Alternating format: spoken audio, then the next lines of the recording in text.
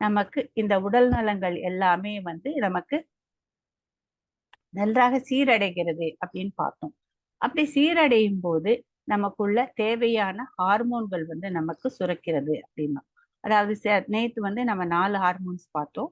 அதாவது செரட்டோனின் அப்படிங்கிற ஒரு மகிழ்ச்சி ஹார்மோன். அடுத்தது வந்து டோபோமைன் அப்படின்னு சொன்னா, அதாவது நம்ம ரொம்ப சந்தோஷமா ஒரு காரியத்தை செய்யும் போது நமக்கு கிடைக்கக்கூட மகிழ்ச்சி. அந்த அந்த மகிழ்ச்சியோட யாராவது பாராட்டினாலும் இந்த டோபோமின்றது அதிகமாடிய ஒண்ணு. அடுத்தது ஆக்சிடோசின் அப்படிங்கிற ஒரு ஆஹ் பிணைப்பு அன்பு ரசாயன பொருள், அதாவது ஒரு அந்த மாதிரி சொல்லலாம். அதாவது வந்து லவ் கெமிக்கல் அப்படின்னு சொல்லுவாங்க. அப்புறமா வந்து என்டார்பின் அப்படிங்கிறது ஒரு வலி நிவாரணி. இவற்றை பற்றியெல்லாம் நேற்று பார்த்தோம். அது மட்டும் இல்லாம நாம வந்து தியானம் செய்யும் போது நிறைய தடவை சொல்றோம், எனக்கு இந்த தியானம் வந்து நான் வந்து பயிற்சி செய்த பின்னாடி எனக்கு நல்ல தூக்கம் வருது, அதாவது ஆழ்ந்த தூக்கம் வருது அப்படின்னு வந்து நாம வந்து சொல்றோம். அப்படி எப்படி இந்த ஆழ்ந்த தூக்கமானது நமக்கு வருகிறது அப்படின்னு சொன்னா, நம்ம தியானம் செய்யும் போது நமக்குள்ள மெலட்டனின் அப்படின்னு சொல்லக்கூடிய ஒரு வகை ஹார்மோன் வந்து நமக்கு சுரக்கிறது. அந்த மெலட்டனின் தான் நமக்கு வந்து நல்ல தூக்கத்தை கொடுக்குது, ஆழ்ந்த தூக்கத்தை கொடுக்கறது. அது மட்டும் இல்லாம ஆனந்தமைட் அப்படிங்கறத வந்து ஒரு ஒரு ஒரு வந்து ஹாப்பி மாலிக்யூல் அப்படி பிளிஸ் மாலிக்யூல் அப்படின்னு சொல்லுவாங்க. அந்த பிளிஸ் மாலிக்யூல்ங்கிறது வந்து நம்ம ஆனந்த மூலக்கூறு அப்படின்னு எடுத்துக்கலாம். ஆனா இந்த பேரிலேயே ஆனந்தம் அப்படிங்கிறது இருக்கிறதுனால இதை வந்து நம்மளை பொறுத்த வரைக்கும் இது பேரானந்த பத்தியே நமக்கு கொடுக்கக்கூடிய ஒரு மூலக்கூறு. ஏன்னா இந்த மூலக்கூறும் நமது உடம்புல தான் உற்பத்தி ஆகிறது. அப்படி இது நமக்கு உடம்புல உற்பத்தி ஆகும்போது நமக்கு ஒரு நல்ல உள்ளார்ந்த ஒரு மகிழ்ச்சியை நமக்கு கொடுக்கறது. அது மட்டும் இல்ல, நல்ல ரிலாக்ஸேஷனும் நமக்கு கிடைக்கிறது. இப்படி பல வகை ஹார்மோன்ஸை கரெக்டா ஒவ்வொருத்தருக்கும் எவ்வளவு தேவையோ, ஒரு உடலுக்கு எவ்வளவு தேவையோ அதை எல்லாமே சுரக்க வைக்கிறது நாம் செய்யும் இந்த தியானம். அது மட்டுமல்ல, பல வகையான நமக்கு பயன்களையும் இந்த தியானமானது நமக்கு கொடுக்கிறது. அப்படி இந்த தியானம் பல வகையில வந்து நமக்கு தியானம் பல பயன்களை கொடுக்கிறது அப்படின்னா, நமக்கு வந்து நாம ஏதோ ஒரு இடத்துல இருந்து போய் எதையாவது ஒண்ணு வாங்கிட்டு வரோம். அதனாலதான் நம்மளால அந்த தியானத்தை பண்ண முடிகிறது. அப்படி நாம பண்ணும்போது வந்து நாம வந்து பிரபஞ்சம், அதாவது குவாண்டம் எனர்ஜி ஃபீல்ட், அதாவது வந்து குவாண்டம் ஆற்றல் புலன் அப்படிங்கிற இடத்தோட வந்து நாம போய் தொடர்பு கொள்கிறோம். அதாவது நாம வந்து தியானம் பண்ணும்போது கண்ணை மூடிக்கொண்டு கைகளை ஒன்றோடு ஒன்று இணைத்து மடிமேல வைத்து கொண்டு நம்மளுடைய நார்மலான மூச்சை கவனிக்கிறோம். அப்படி அந்த நார்மலான மூச்சை கவனிக்கும் போது நமது எண்ணங்கள் எல்லாம் குறைகின்றன. குறைந்து நாம என்ன பண்றோம், ஒரு வெறுமை வெற்றிடம் அப்படிங்கிற இடத்துக்கு நாம போறோம். அந்த வெறுமை என்ற வெற்றிடத்துக்கு நாம போகும்போது எண்ணங்களே இல்லாத ஒரு நிலையாக அது இருக்கு. அப்படி வந்து ஒரு எண்ணங்களே இல்லாத அந்த நிலையில வந்து நம்ம வந்து போகிறோம் அப்படின்னு சொன்னோம்னா, எப்படி நம்ம போகிறோம், நாம வந்து இருக்கிற எண்ணங்களை எல்லாம் விட்டுட்டு நினைவே ஒண்ணும் இல்லாம அந்த வந்து ஜீரோ லெவல் தாட் அப்படின்னு சொல்லுவாங்க, ஸ்டில்னஸ் அப்படின்னு ஒரு அசைவற்ற ஒரு நிலை. மனதுல எந்த விதமான ஒரு தாக்கல் கிடையாது. எந்த விதமாக அதை பத்தி நினைக்கிறோம் இதை பத்தி நினைக்கிறோம் நினைப்பு இல்லாமல் ஒரு ஒரு ஆஹ் நிலைக்கு நம்ம போகிறோம். அந்த நிலைதான் வெறுமை, அதாவது வெற்றிடம் அப்படின்னு நம்ம சொல்றோம். இந்த வெற்றிடத்துக்கு நாம போகும்போது நாம வந்து அந்த குவாண்டம் எனர்ஜி ஃபீல்ட் அப்படிங்கிற குவாண்டம் ஆற்றல் புலத்தோட நாம வந்து கனெக்ட் ஆகிறோம், இல்லைன்னா தொடர்பு கொள்கிறோம். அப்படி நாம தொடர்பு கொள்ளும் போது அந்த பிரபஞ்ச ஆற்றலானது நமக்குள்ள வருகிறது. அது மட்டும் இல்ல, இந்த குவாண்டல் ஆற்றல் புலன் அப்படிங்கிறது வந்து என்ன அங்க வந்து ரொம்ப ஒரு ஸ்பெஷலான ஒண்ணு அப்படின்னு நம்ம சொன்னோம்னா, நமக்கு வந்து அப்படி என்ன அதுக்குள்ள இருக்கு, ஏன் வந்து நம்ம அங்க வந்து போனா நமக்கு இந்த மாதிரி இருக்கும் அப்படின்னு சொல்லக்கூடிய ஒரு கேள்வி நமக்குள்ள வந்ததுன்னா, அந்த குவாண்டம் ஆற்றல் புலத்துல வந்து எப்படின்னு கேட்டேன்னா, அதாவது எல்லையற்ற சாத்தியக்கூறுகள் இருக்கு.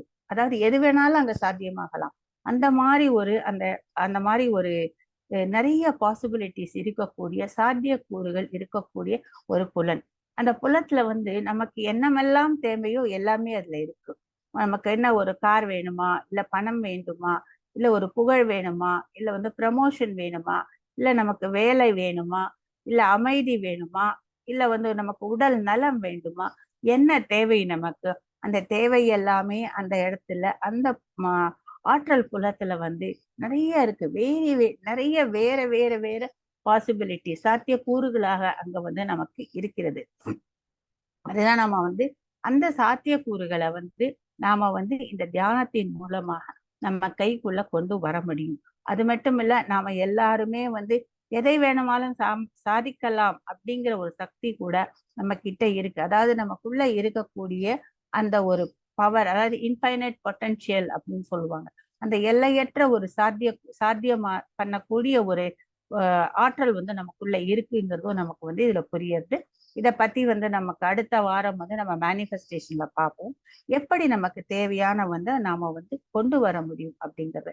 அப்படிப்பட்ட அந்த ஆற்றல் புலத்துக்கிட்ட நம்ம போகும்போது நாம எல்லாருமே என்ன உணர்கிறோம் என்றால், நம்ம எல்லாருமே வந்து எனர்ஜி அப்படின்னு சொல்றோம். அதாவது வந்து குவாண்டம் சயின்ஸ், அதாவது குவாண்டம் இயற்பியல் அப்படின்னு சொல்லுவாங்க. அந்த குவாண்டம் இயற்பியல் வழியாக நம்ம சொல்லும் போது நமக்கு வந்து என்ன சொல்றது, குவாண்டம் இயற்பியல் அப்படின்னு நம்ம கேட்கும்போது நம்ம எல்லாருமே 99.99%, அதாவது அந்த அளவுக்கு நம்ம எல்லாருமே எனர்ஜியாகத்தான் இருப்போம். ஆனா 0.00% தான் நம்ம வந்து மேட்டராக இருப்போம். அதாவது பருப்பொருள் அப்படின்னு சொல்லுவோம் நம்ம. அந்த பருப்பொருள்ங்கிற மேட்டராக இருப்போம். அதனால 0.001% தான் நம்ம வந்து பருப்பொருளாக இருக்கோம். அடுத்த 99.99% வந்து நம்ம ஆற்றலாக இருப்போம்.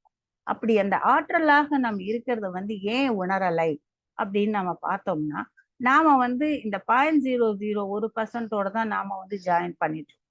ஏன்னா வந்து நாம வந்து இந்த உலகம், இந்த உடல், இந்த மாதிரி வந்து ஒரு மெட்டீரியல் வேர்ல்ட், அந்த மேட்டரை பொறுத்து இருக்கக்கூடிய ஒரு உலகத்திலேயே நம்ம வாழ்ந்துட்டு இருக்கிறதுனால நாம வந்து நம்ம கிட்ட இவ்வளோ சக்தி இருக்கா, இவ்வளோ நம்ம பண்ண முடியுமா அப்படிங்கிறது வந்து நமக்கு வந்து அது தோன்றது இல்லை. அது நமக்கு தோன்றது இல்லைங்கிறதுனால அந்த ஒரு பவரை நமக்கு வந்து உணர்த்துறது வந்து இந்த தியானம். இந்த தியானம் போகும்போது நமக்கு எல்லா 99.99% நம்ம எல்லாருமே எனர்ஜி. ஏன்னா வந்து நமக்குள்ள எல்லாமே வந்து அணு என்று சொல்லக்கூடிய ஆட்டம்ஸ் இருக்கு. அந்த ஆட்டம்ஸ் ஃபுல்லாவே வந்து எனர்ஜியாகத்தான் இருக்கு. அப்படிப்பட்ட அந்த அந்த அணுக்களால் ஆன நமக்கும் அதே 99.99% எனர்ஜி நமக்குள்ளேயும் இருக்கு. அந்த ஒரு எனர்ஜியை வந்து நாம வந்து தொடும்போது, அந்த ஒரு எனர்ஜியை வந்து நாம வந்து தூண்டி விடும்போது நமக்கு பல வகையான ஆற்றல்கள் நமக்குள்ள வருது. அப்படிப்பட்ட அந்த ஆற்றல் புலத்தோட நாம வந்து இந்த வெறுமை அப்படிங்கிற நிலைக்கு போகும்போது நாம வந்து அதோட நம்ம கான்டாக்ட் பண்ணி அந்த பிரபஞ்ச ஆற்றலை நாம வந்து வாங்குறோம். இப்ப வந்து நான் வந்து சொன்னேன், நமக்கு வந்து 0.001% தான் மேட்டர் அப்படின்னு சொன்னேன். அந்த மேட்டருங்கிற அந்த பருப்பொருளோட நம்ம இணைந்து இருக்கிறோம் அப்படின்னு சொன்னேன். அப்படி அந்த பருப்பொருளோட நம்ம இணைந்து இருக்கும்போது என்ன நடக்குது அப்படின்னு பார்த்தோம்னா, நமக்கு எல்லாருக்குமே வந்து எண்ணங்கள் அதிகமாகத்தான் வருது. யாருக்குமே எண்ணம் வராம கிடையாது. 50,000ல இருந்து ஒரு 60,000 நினைவுகள் ஒவ்வொரு நாளும் நமக்குள்ள ஓடிக்கிட்டே இருக்கு. நம்ம தியானம் பண்ணும்போது அதோட எண்ணங்களோட அளவுகள், அதாவது கவுண்டிங் வந்து நமக்கு குறையிறது. ஆனா நமக்கு எல்லாருக்குமே வந்து அந்த எண்ணங்கள் இருக்கு.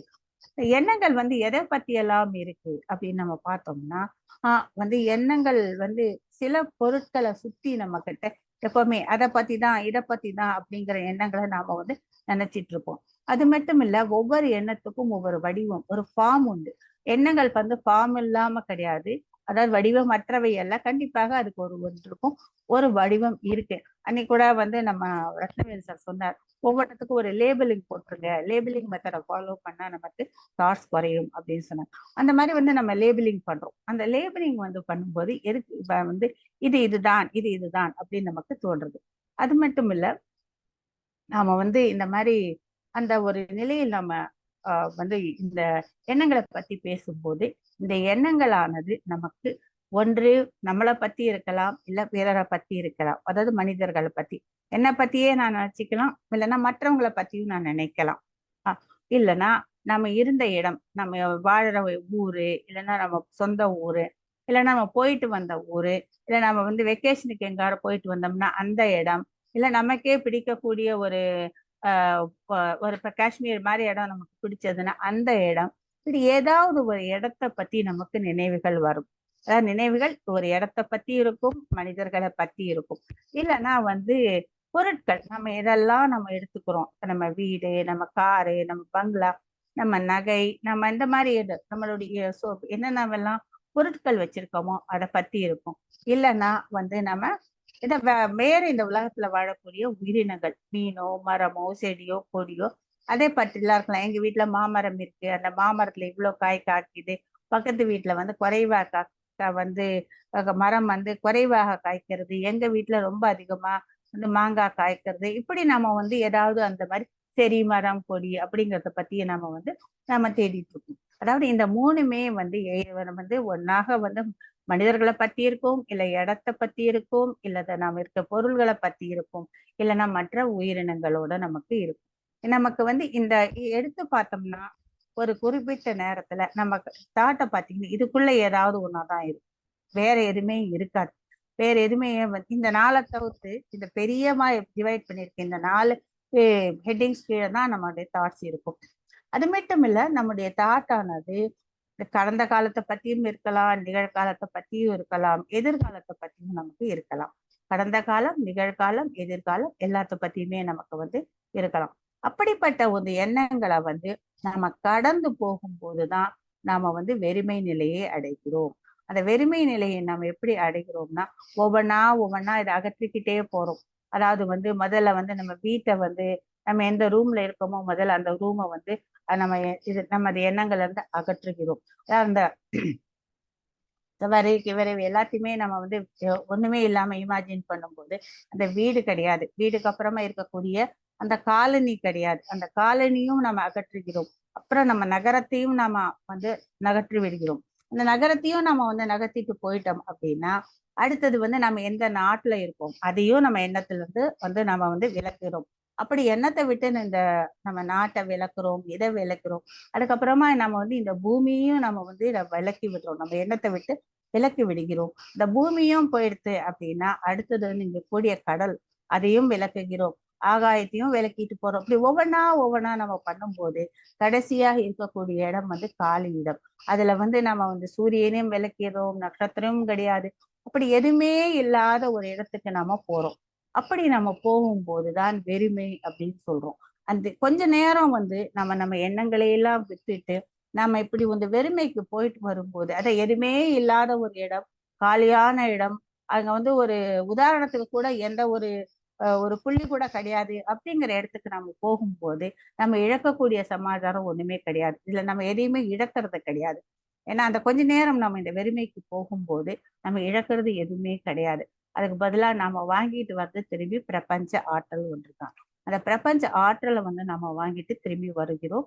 அதனால வந்து இந்த வெறுமைங்கிறது வந்து நமக்கு ரொம்ப ரொம்ப இம்பார்ட்டன்ட். அது மட்டும் இல்ல, இப்படி எதுவுமே இல்லாத ஒரு இடத்துக்கு நம்ம போகும்போது அங்க வந்து ஒண்ணு சூரியனும் கிடையாது, எந்த பொருளும் கிடையாது. நீங்க வந்து லெஃப்ட்ல பார்த்தாலும் ஒண்ணும் கிடையாது, ரைட்ல பார்த்தா ஒண்ணும் கிடையாது, நேரா பார்த்தாலும் ஒண்ணும் கிடையாது, பின்னாடி பாக்குறீங்க அப்பவும் ஒண்ணும் கிடையாது. எதுவுமே இல்லாத ஒரு நிலையை நம்ம பார்க்கும்போது அங்க சூரிய சந்திரனும் கிடையாதுங்கிறப்போ ஒரே இருட்டாகத்தான் இருக்கு அந்த இடம். கம்ப்ளீட் வந்து ஒரு இருட்டான இடம் அப்படின்னு நம்ம சொல்லலாம். அந்த மாதிரி சொல்றதுன்னா வந்து டார்க்னஸ் அப்படின்னு சொல்றோம். இல்லைன்னா வந்து நம்ம வந்து பிளாக்கா இருக்கும் அப்படின்னு சொல்றோம். நம்ம கூட நிறைய பேர் நம்ம ஷேரிங்ல சொல்றாங்க, எனக்கு வந்து ஒரே பிளாக்கா இருந்தது, நாம இந்த தியானம் பண்ணும்போது கொஞ்ச நேரம் அப்படி இருந்தது அப்படின்னு சொல்லும்போது இந்த பிளாக்னஸ் இல்லைன்னா டார்க்னஸ் அப்படிங்கிற இடம் வந்து நம்ம வெறுமையில போகக்கூடிய இடம். அப்படி வெறுமையில போகும்போதுதான் நமக்கு வந்து பல வகையான வந்து அந்த ஆற்றலோட நம்ம சேரும் போது நமக்கு பல வகையான அனுபவங்கள் கிடைக்கிறது. அதெல்லாமே தான் நாம வந்து தியான அனுபவங்கள் அப்படின்னு சொல்றோம். அந்த தியான அனுபவங்கள் வந்து எப்படி இருக்கும்னா நம்ம வந்து மிதக்கிற மாதிரி இருக்கும், சிலர்லாம் உடம்பு ஒரு பக்கம் வந்து ஹெவியா இருக்கும், ஒரு பக்கம் வந்து லேசாக இருக்கும். இப்படி பல வகை எக்ஸ்பீரியன்சஸ் எல்லாம் எப்படி இருக்கு, இந்த அனுபவங்கள் எல்லாம் லாஸ்ட் வீக்ல வந்து ரத்னவேல் சார் வந்து நமக்கு நல்ல டீட்டெயில்டா எக்ஸ்பிளைன் பண்ணினா இந்த மாதிரி உடம்புல வரக்கூடிய எக்ஸ்பீரியன்சஸ் ஆக இருக்கலாம், இல்ல வந்து நமக்கு வந்து பல வகையான காட்சிகள் தோணலாம். காட்சிகள் இயற்கை காட்சி இருக்கலாம், இல்லைன்னா வந்து கடவுளை பார்க்கலாம், இல்லை நமக்கு பிடித்தவர்களை பார்க்கலாம். இப்படி பல வகை காட்சிகளாக கூட அவைகள் வருகின்றன. அந்த காட்சிகள் இல்லைன்னா வந்து கலர்ஸ் வரலாம், சிகப்பு வெள்ளை பச்சை அப்படின்னு கலர்ஸ் வரலாம். எந்த மாதிரி அனுபவங்களும் வரலாம். ஆனா அனுபவமே இல்லாமையும் இருக்கலாம். சோ இது வந்து நம்ம போகும்போது இப்படிதான் இருக்கணுங்கிறது கிடையாது. அனுபவமே எந்த விதமான அனுபவமே இல்லாம கூட நமக்கு இருக்கலாம். அதனால நமக்கு காட்சிகள் இருக்கலாம், காட்சிகள் இல்லாம இருக்கலாம். எதுவாக இருந்தாலும் நாம பண்ணக்கூடிய தியானம் நல்ல தியானம் தான். அந்த தியானம் நம்ம நல்லதாக பண்றோம் அப்படின்னா கண்டிப்பாக நம்ம உட்காரக்கூடிய தியானத்துல 30 நிமிடமோ 40 நிமிடமோ 1 மணி நேரமோ நம்ம கண்டிப்பாக இந்த வெறுமைக்கு நம்ம போயிட்டு தான் வரோம். அதனால டவுட்டே கிடையாது. அதனால இந்த வெறுமையை நம்ம கொஞ்சம் எதுக்கு இந்த வெறுமையை பத்தி இன்னைக்கு நம்ம கொஞ்சம் புரிஞ்சுக்கலாம் அப்படிங்கிறது நம்ம எல்லாருக்குமே அழகா புரிஞ்சதுன்னா நாம தியானத்துக்குள்ள இன்னும் ஆழமாக போகலாம். ஆழமாக நம்ம போகும்போது நமக்கு வரக்கூடிய இந்த பிரபஞ்ச ஆற்றல் மற்ற அனுபவங்கள் எல்லாமே நமக்கு இன்னும் கொஞ்சம் ஆழமாக இருக்கும். நமக்கு தியானம் என்ன வகையான அனுபவமும் அந்த தியானத்தின் போது நமக்கு வரும்போது அவைகள் எல்லாத்தையுமே இது இப்படியா அது அப்படியா அப்படிங்கிறத பத்தி ஆராய்ச்சி எதுவுமே பண்ணாம நாம அது சாட்சி பாவத்துல இது வந்திருக்கு அப்படிங்கறது நம்ம பார்த்துட்டு வர்றது நம்ம தியானத்தின் போது பண்ணணும். அதுக்கப்புறமா அந்த எக்ஸ்பீரியன்சஸ் எல்லாமே நம்ம நோட் பண்ணி வச்சுட்டு பின்னாடி நமக்கு அது எப்படி பயனளிக்கிறது அப்படிங்கிறது நம்ம யூஸ் பண்ணிக்கலாம். அது ஏதோ ஒரு கேள்விக்கு விடையாக இருக்கலாம், ஒரு தீர்வாக இருக்கலாம், எதுவாகவும் இருக்கலாம். ஸோ இந்த வெறுமைங்கிறது நம்ம எதுவுமே எண்ணமற்ற எதுவுமே இல்லாத இந்த இந்த மேட்டர், அதாவது இந்த மெட்டீரியல் வேர்ல்ட விட்டு நம்ம போய் எதுவுமே இல்லாத ஒரு இடம், அதுல ஈ காக்கா கூட இல்லைன்னு சொல்லலாம், அந்த மாதிரி வரத்துக்கு இடம் போகும்தான் நமக்கு இந்த வெறுமை அப்படிங்கிறது. ஸோ இப்ப நம்ம தியானத்துக்குள்ள போகலாம் மாஸ்டர்ஸ். நாம செய்யக்கூடிய தியானம் ஆனாபானசதி தியானம். ஆனாபானசதி தியானம் இது நம்ம ரெகுலரா பண்ணக்கூடிய ஒன்று. இன்று யாராவது புதுசா வந்திருக்கீங்கன்னா அவங்களுக்கும் இந்த தியானத்தை பத்தி நம்ம சொல்லலாம்.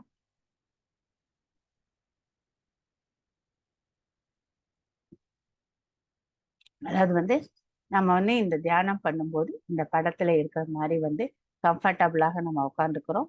அதாவது தரையிலையோ சோஃபாலையோ உட்கார்ந்து கொண்டு நம்ம கண்ணை மூடி நம்ம கைகளை ஒன்றோடு ஒன்று இணைத்து நம்ம இந்த தியானத்தை பண்றோம். நமது மூச்சை இயற்கையான இயல்பான மூச்சை நாம கவனிக்க போகிறோம்.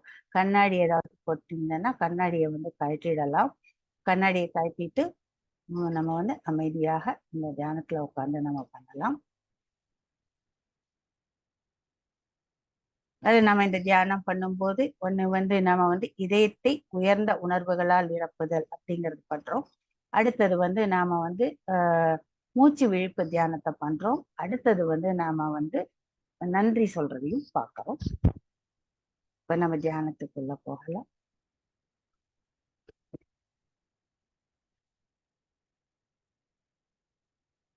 இது எப்படினாலும் மியூசிக்கும் இருக்கும், கைடன்ஸும் இருக்கும்.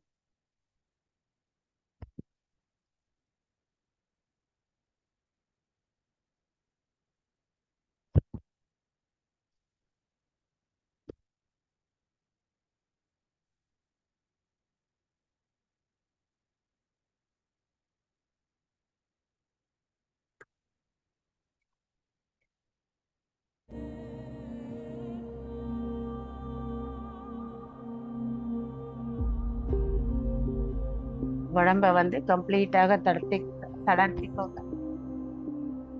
கம்ப்ளீட்டா உடம்ப ரிலாக்ஸ் பண்ணுங்க. தலையிலிருந்து கால் வரைக்கும் ரிலாக்ஸ் பண்ணிக்கோங்க.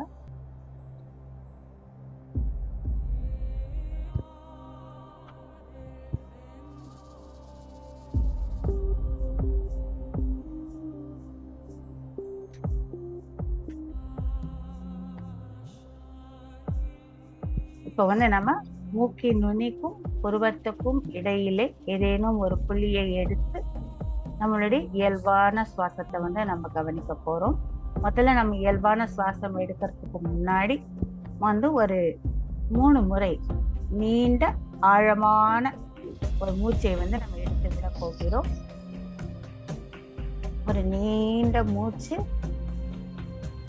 ஆழமான உள்மூச்சு, ஒரு ஆழமான வெளிமூச்சு.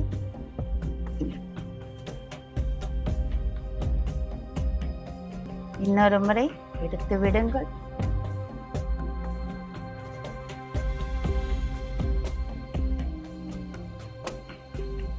இன்னும் ஒரு முறை ஆழமான மூச்சு.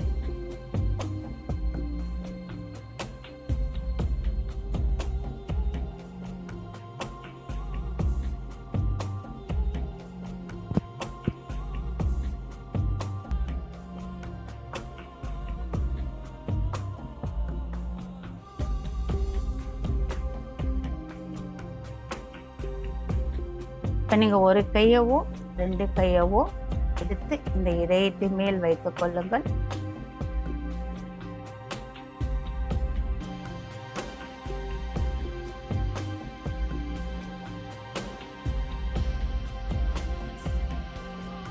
இதயத்தின் மேல் கையை வைத்துக்கொண்டு உங்கள் இதய துடிப்பை உணருங்கள். உங்களின் இதயம், விடாமல் துடிக்கும் இதயம், நம்மை விட்டு பிரியாமல் இருக்கும் இதயம்,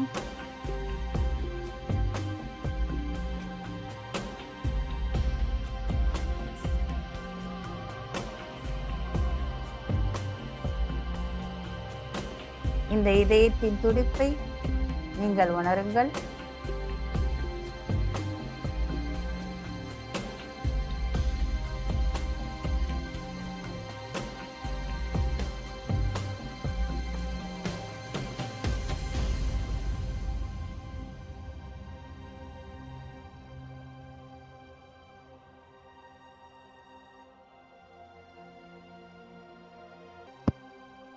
உங்கள் வாழ்க்கையில நடந்த ஒரு மகிழ்ச்சியான நிகழ்ச்சியை இப்ப நினைத்து பாருங்கள்.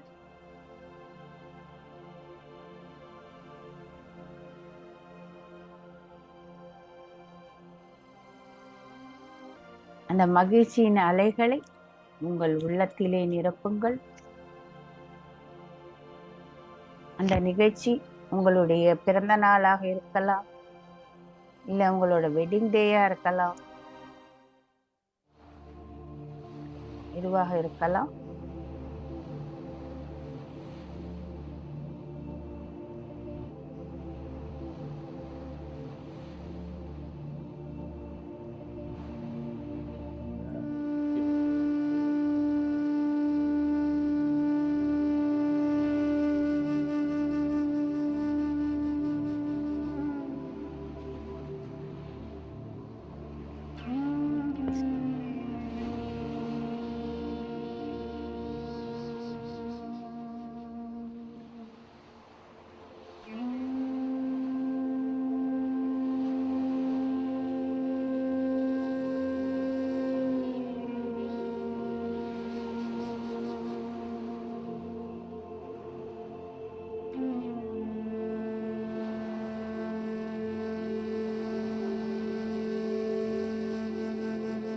அந்த மகிழ்ச்சி உங்கள் உடம்பில் பரவுவதை உணருங்கள்.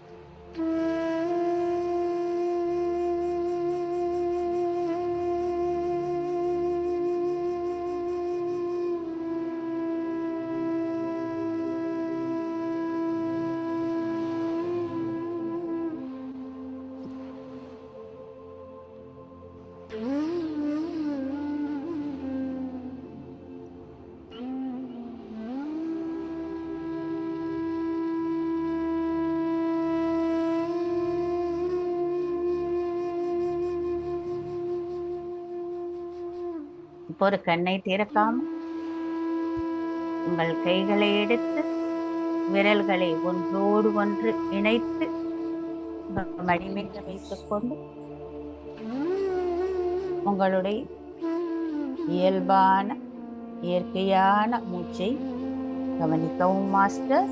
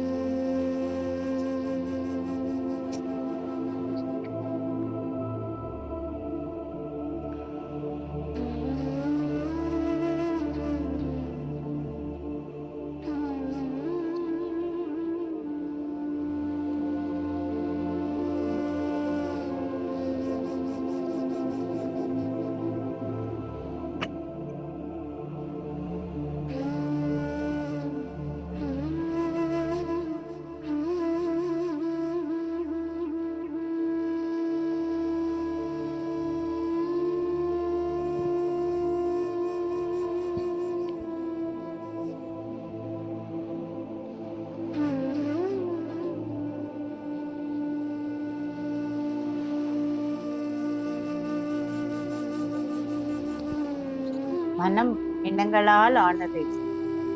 எண்ணங்கள் அலைமோதுகின்றன. அந்த எண்ணங்களை அலைகளை விட்டு அமைதியாக்க நமது இயல்பான மூச்சை கவனியுங்கள்.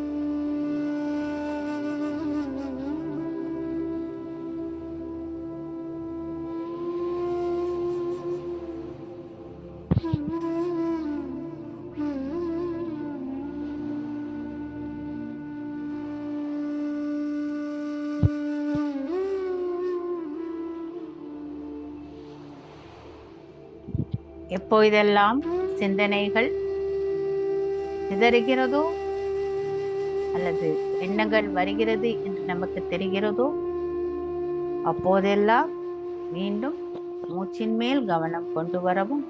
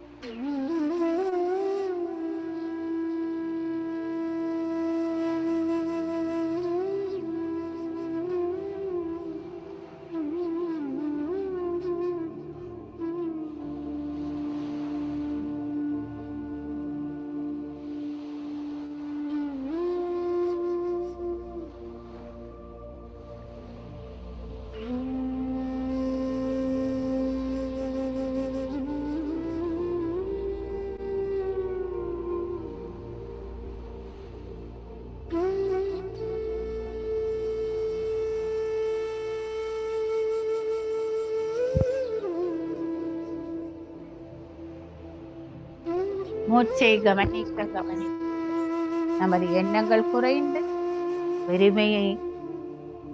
வெறுமையிலே நாம் செல்லுகிறோம்.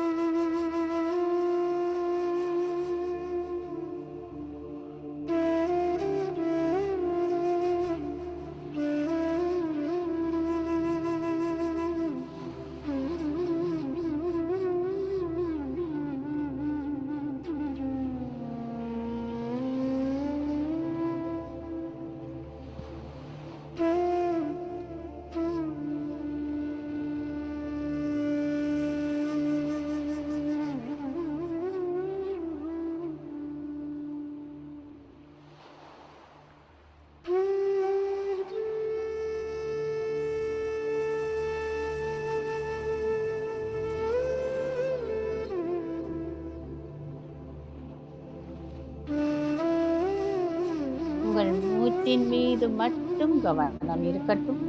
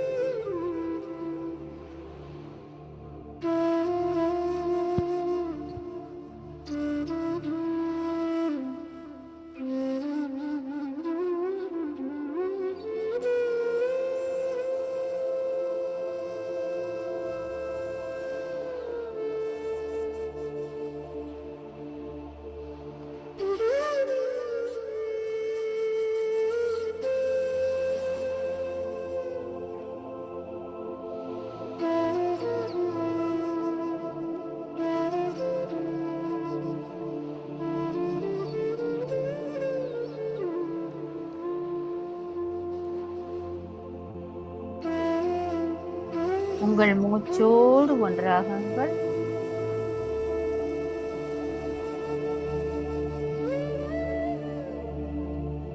தியானம் நமக்கு நாமே கொடுத்துக் கொள்ளும் பரிசு.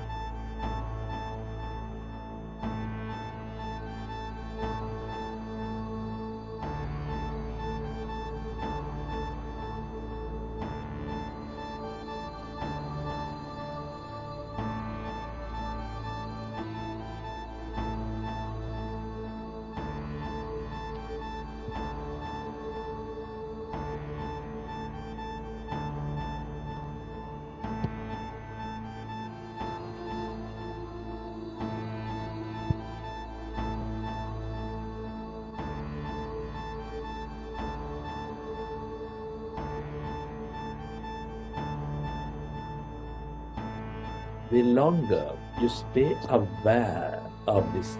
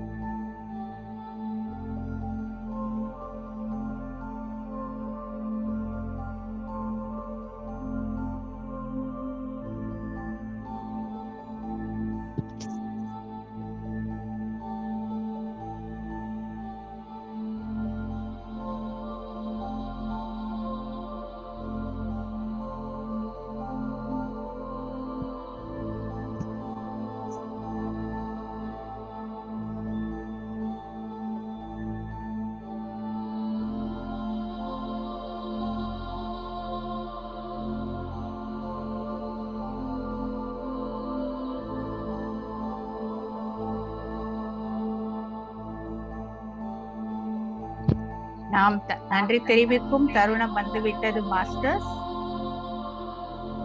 நாம் நமது இந்த தாய் தந்தையர்களுக்கு நன்றி செலுத்துகிறோம்.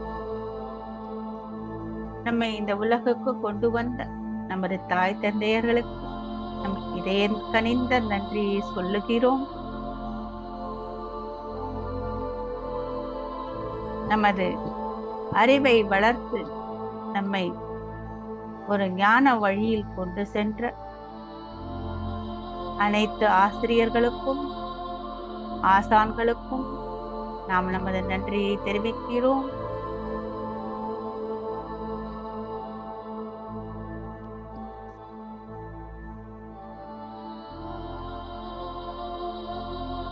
மற்றும் நம்முடைய பிரதிபலிப்பாக இருக்கும் நமது குடும்பத்தினர் அனைவருக்கும் நாம் நன்றியை செலுத்துகிறோம்.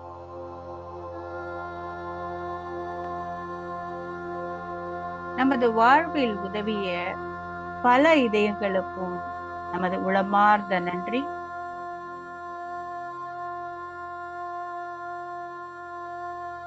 அது மட்டுமல்ல, இந்த உலகில் வாழும் ஒவ்வொரு உயிரினத்திற்கும் நாம் நன்றியை செலுத்துகிறோம்.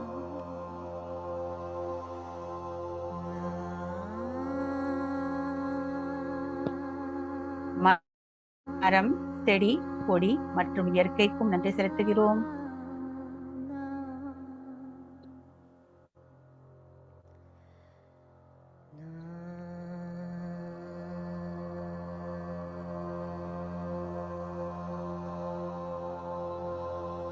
நாம் நமக்கு நாமே நன்றியை செலுத்திக் கொள்கிறோம். இந்த நேரத்தை நமக்காக நாம் எடுத்துக் கொண்டுள்ளோம்.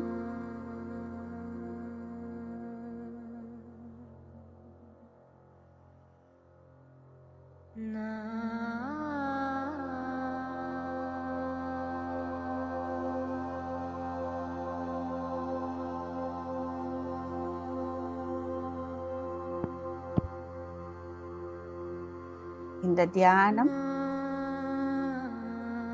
நமக்கு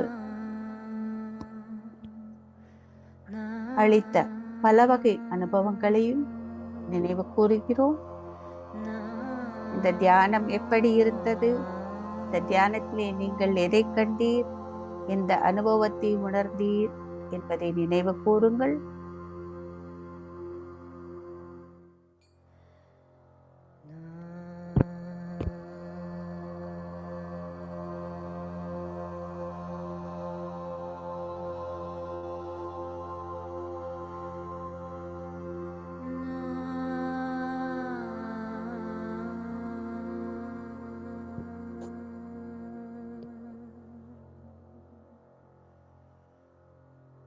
Na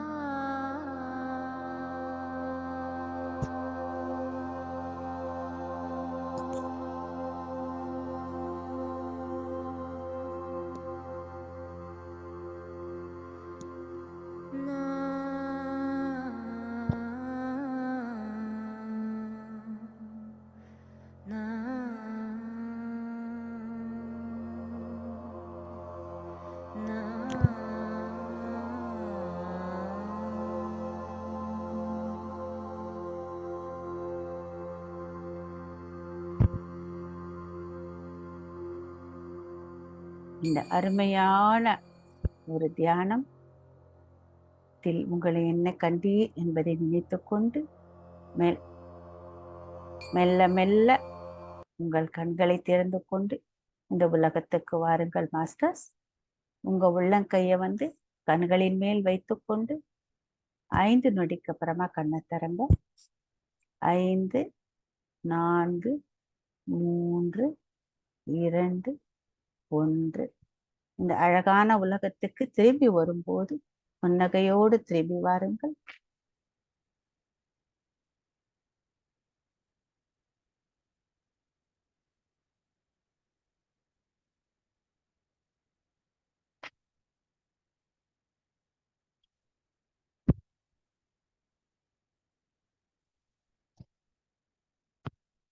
ஒரு நிமிடம் எடுத்துக்கொண்டாலும் இருந்தாலும் நீங்கள்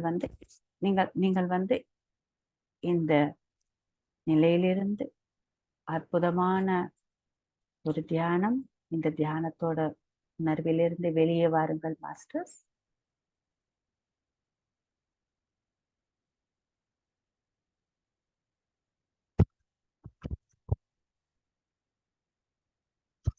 இன்னைக்கு இந்த தியானத்தை எல்லாருமே ரசிச்சிருப்பீங்கன்னு நினைக்கிறேன்.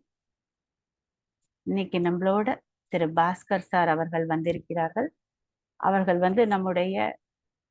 நம்மளோடு அவரோட எக்ஸ்பீரியன்சஸ் எல்லாம் அவர் பகிர்ந்து கொள்ளுவார். அப்படி பகிர்ந்து கொள்றதுக்கு முன்னாடி அவரை பற்றி நாம ஒரு அறிமுகம். பாஸ்கர் மணிமேகலை இன்று தமிழ்நாட்டில் சுதந்திர அறிவுஜீவியாக அனைவரும் அணுகக்கூடிய மற்றும் கிடைக்கக்கூடிய சிந்தனையாளராக கருதப்படுகிறார். அவர் ஒரு 10 வருடத்திற்கு மேலாக பள்ளி கல்வியின் அடிவானத்தை விரிவுபடுத்தும் ஆசிரியர்கள், கல்வியாளர்கள், மாணவர்கள் மற்றும் பெற்றோர் மத்தியில் பிரபலமானவராக. அவர் குறிப்பாக கல்வியின் ஜனநாயக மக்கள், மாணவர், ஆசிரியர் அவர்களுடைய பகுத்தறிப்பு மற்றும் கல்வியாளர்களுக்கும் வழிகாட்டுகிறார். அவர் கொள்கை செயலாளராகவும் கல்வி மற்றும் ஊரக வளர்ச்சி துறையின் பயிற்சியாளராகவும் தேடப்படுகிறார். அவர் ஒரு தொழில் நிறுவியவரும் ஆவார். அவர் ஒரு தொழில் நிறுவனராக ஆம்பல் குளியல் சூப் தயாரிக்கும் பிரிவை நிறுவி 2015ஆம் ஆண்டு முதல் நிர்வகித்து வருகிறார். மேலும் பல இளம் தொழில் முனைவோர் மற்றும் இயற்கை விவசாயிகளுக்கும் தனித்தனியாகவும் நம் ஆழ்வார் சுற்றுச்சூழல் அறக்கட்டளை மற்றும் ஆரோப் போன்ற பல மதிப்புமிக்க நிறுவனங்களின் மூலமாக பயிற்சி அளித்தும் வழிகாட்டும் வருகிறார். நம்மாழ்வார் பன்முகத்தன்மையின் இயக்குனராக அவர் அமைதி உள்ளிட்ட முன்னோடி பாடத்திட்டத்தை வடிவமைத்து வழிவகுக்கிறார். அது மட்டுமல்ல, அவர் தர்ம பதத்தை, அதாவது புத்த மதத்துல ஒரு புனித நூலாக இருக்கிறது, அதையும் கற்பிக்கிறார். சமீபத்தில் நிறுவப்பட்ட ஜீவிகா அமைதி மற்றும் மகிழ்ச்சியான மையம் மூலமாக வாழும் அனைவருக்கும் அவர் கல்வி மற்றும் அனைத்திலுமே பயிற்சியாளராக இருக்கிறார். ஆன்மீக நகரமான திருவண்ணாமலையில் பெரிய கூட்டு குடும்பத்தில் அவர் வசிக்கிறார். உங்களை நாங்கள் அன்போடு வரவேற்கிறோம் பாஸ்கர் சார். உங்களுடைய நண்பர்களுக்கும் பெரியவர்களுக்கும் இனிய காலை வணக்கம். 1 மாத காலம் தொடர்ச்சியாக ஒரு செயலை செய்யறதுங்கிறது சாமானிய விஷயம் இல்லை. இன்னைக்கு இருக்கிற சூழல்ல புத்தா தம்மபதா காலங்கள் 2400 வருஷங்களுக்கு முன்னாடி இந்த தியானங்கிறது வருஷ கணக்கா ஷெடியூல் பண்ணியிருக்காரு. நாம இன்னைக்கு ஓடக்கூடிய காலங்கள்ல 10 நாள் ஒரு இடத்துல உட்கார்ந்து ஒரு வேலையை தினமும் குறிப்பா காலை நேரங்கள்ல வேலை செய்யறதுன்றது மிக முக்கியமானது. அதை உடனிருக்கக்கூடிய இந்த குழுவுக்கு என்னுடைய அன்பும் பாராட்டுகளையும் சொல்லிக்கிறேன். இந்த தம்மபதாவுடைய எனக்கான தொடர்பு அல்லது புத்தா டீச்சிங்ஸ் பிராக்டிஸ் எனக்கான தொடர்புங்கிறது என்னுடைய 14வது வயசுல இருந்து எனக்கு ஏற்பட்டது. முதல்ல 14 வயசுல நான் விபாசனாக்குள்ள போறேன். அதற்கு பிறகு 2015க்கு பிறகு நான் இந்த தம்மபதாங்கிற டெக்ஸ்டை அவங்க சொன்னாங்க இல்லையா, அதை நான் உங்களுக்கு ஒரு சின்ன எக்ஸ்பிளனேஷன் கொடுத்துறேன். இது வரைக்கும் புத்திஸ்ட் டெக்ஸ்ட் எப்படிலாம் இருக்குங்கிற ஒரு ஸ்லைடோட நான் உங்களுக்கு சொல்லிடுறேன். இப்போ 3 ஆண்டுகளாக என்கிட்ட வந்து புத்திஸ்ட் டெக்ஸ்ட் மூல நூல்களே, அந்த மூல நூல்களை வந்து என்கிட்ட ஒவ்வொரு பேட்ச்லயும் ஒரு 20 பேர் 3 மாதங்கள் வந்து டெக்ஸ்ட் படிப்பாங்க. அடுத்து 6ல இருந்து 9 மாதம் வரைக்கும் ப்ராக்டிஸ் செஷன் இருக்கும். வாரத்துக்கு ஒரு நாள் இன்ஸ்ட்ரக்ஷன், மற்ற நாள்ல அவங்க பண்ணிட்டு வருவாங்க. அப்புறம் இன்ஸ்ட்ரக்ஷனும் ரிஃப்ளெக்ஷனும் ஒரே நாள்ல இருக்கும். இது இப்படி போயிட்டு இருக்கு. நான் ஸ்க்ரீன் ஷேர் பண்ற மாதிரி ஒரே ஒரு ஸ்லைட் மட்டும் ஷேர் பண்ற மாதிரி அலோவ் பண்ணுங்க.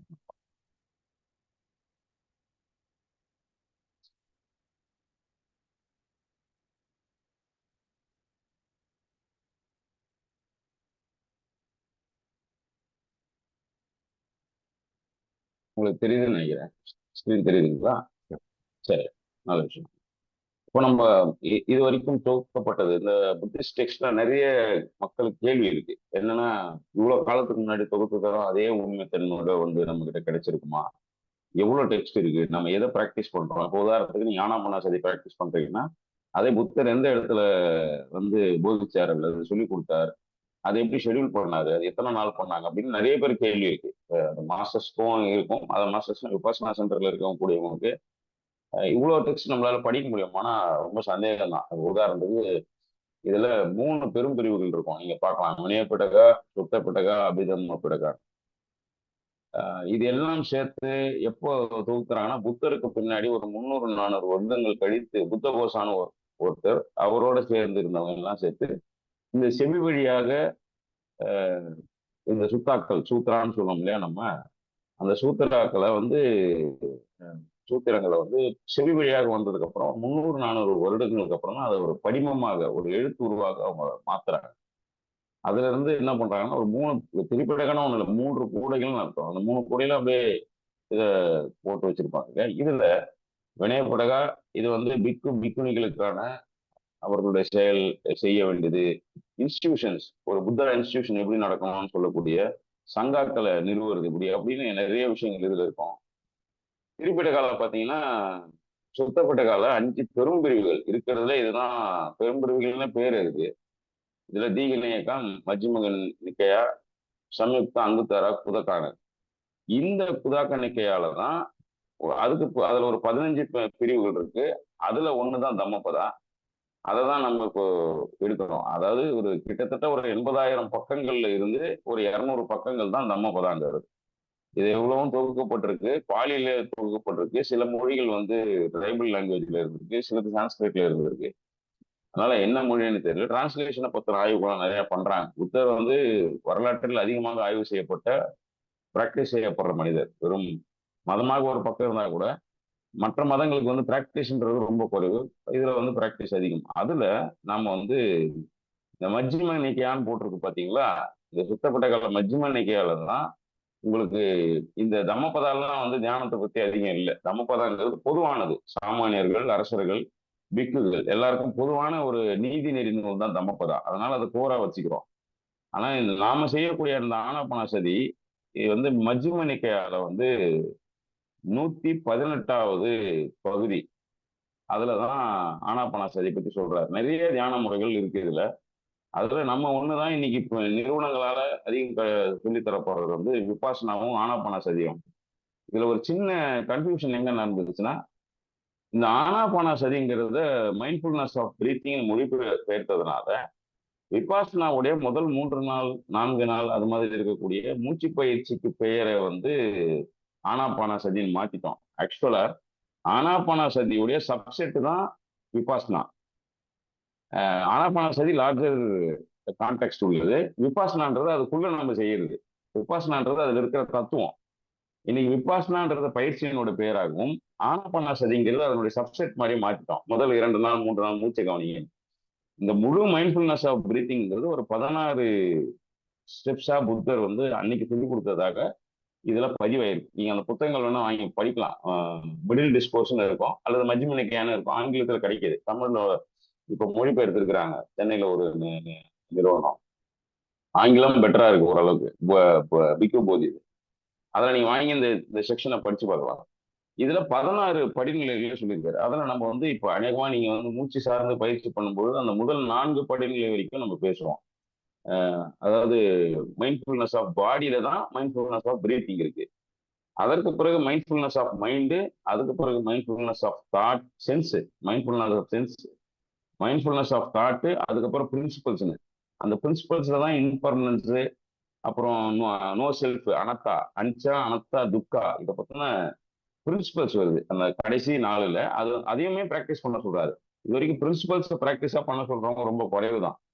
அப்போ முதல் நாள்ல தான் நமக்கு வந்து மூச்சு சம்பந்தமான அனைத்து என்ன சொல்றது கைட்லைனும் அதுல இருக்கு. எப்படி இருக்கும்னா, முதல் ஸ்டெப் நீங்க எல்லாம் பயிற்சி பண்ணிருப்பாங்க, ஆனா உள்ளது இங்க என்ன இருக்கோ அதை சொல்றேன், அதை ஒட்டி நீங்க கேள்வியும் கேட்கலாம்.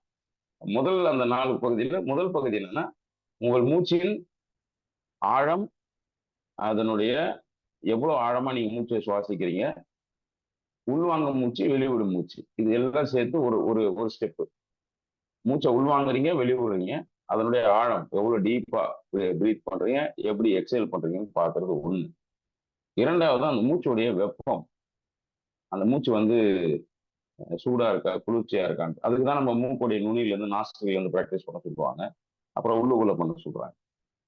மூணாவது வந்து அந்த மூச்சுடைய அழுத்தம், அதனுடைய டென்சிட்டி உங்களுக்கு எப்படி இருக்கு அப்படின்னு பார்க்க. நாலாவது வந்து 2 மூச்சுகளுக்கு இடையே இருக்கக்கூடிய கேப்.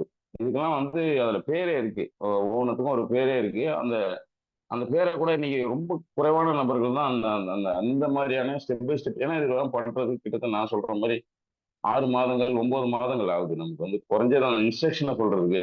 ரொம்ப விரைவாலாம் சொல்லி ஆடியோல போட்டு பண்ற மாதிரி அது இல்லை. உதாரணத்துக்கு வந்து இப்போ தீகம் அப்படின்னா பிரீத்தோடைய லாங் அண்ட் ஷார்ட்டை பார்க்கறது. அடுத்தது வந்து ரசம் அப்படின்றது. அப்புறம் ஹோல் பிரீத், முழு மூச்சம் மூக்கு நுனியில இருந்து உங்களுடைய நுரையீரல் வரைக்கும் உள்ளுக்குள்ள போறது வந்து பத்தி சம்பேதிங்கிறாரு. அதை முழுக்க அது பார்க்கறது. அப்புறம் வந்து பாடிக்கு ஃபேப்ரிகேஷன் சொல்றாங்க. அதாவது காமிங் பாடி ஃபேப்ரிகேஷன். அதுக்கு வந்து யாருக்கும் அர்த்தம் தெரியாம அப்படியே நிக்குது. அப்புறம் நான் தேடி தேடி வாசிச்சு ப்ராக்டிஸ் பண்ண பிறகு காய சங்காரம்னா எப்படி கண்டுபிடிக்க முடியும்னா, உங்களுக்கு வந்து அந்த மைண்ட்ஃபுல்னஸ்ல வந்து ஸ்டில்னஸ்னு ஒன்று இருக்கும் இல்லையா. நீங்க ஒரு எம்டினஸை ஃபீல் பண்ணோம்னா 2 மூச்சு, ஒரு மூச்சு போய் அது திரும்புற இடம் ஒன்று இருக்கும்.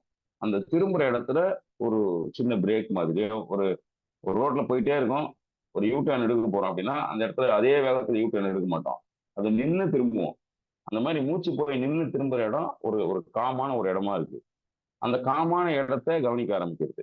இது வந்து பிரீத்திங்ல இருக்கக்கூடிய புத்தர் சொன்ன பிராக்டிசஸ். அடுத்தது சென்ஸ், உங்களுடைய உணர்வுகளுடைய என்ன சொல்றது இம்பர்மனன்ஸை புரிஞ்சுக்கிறது.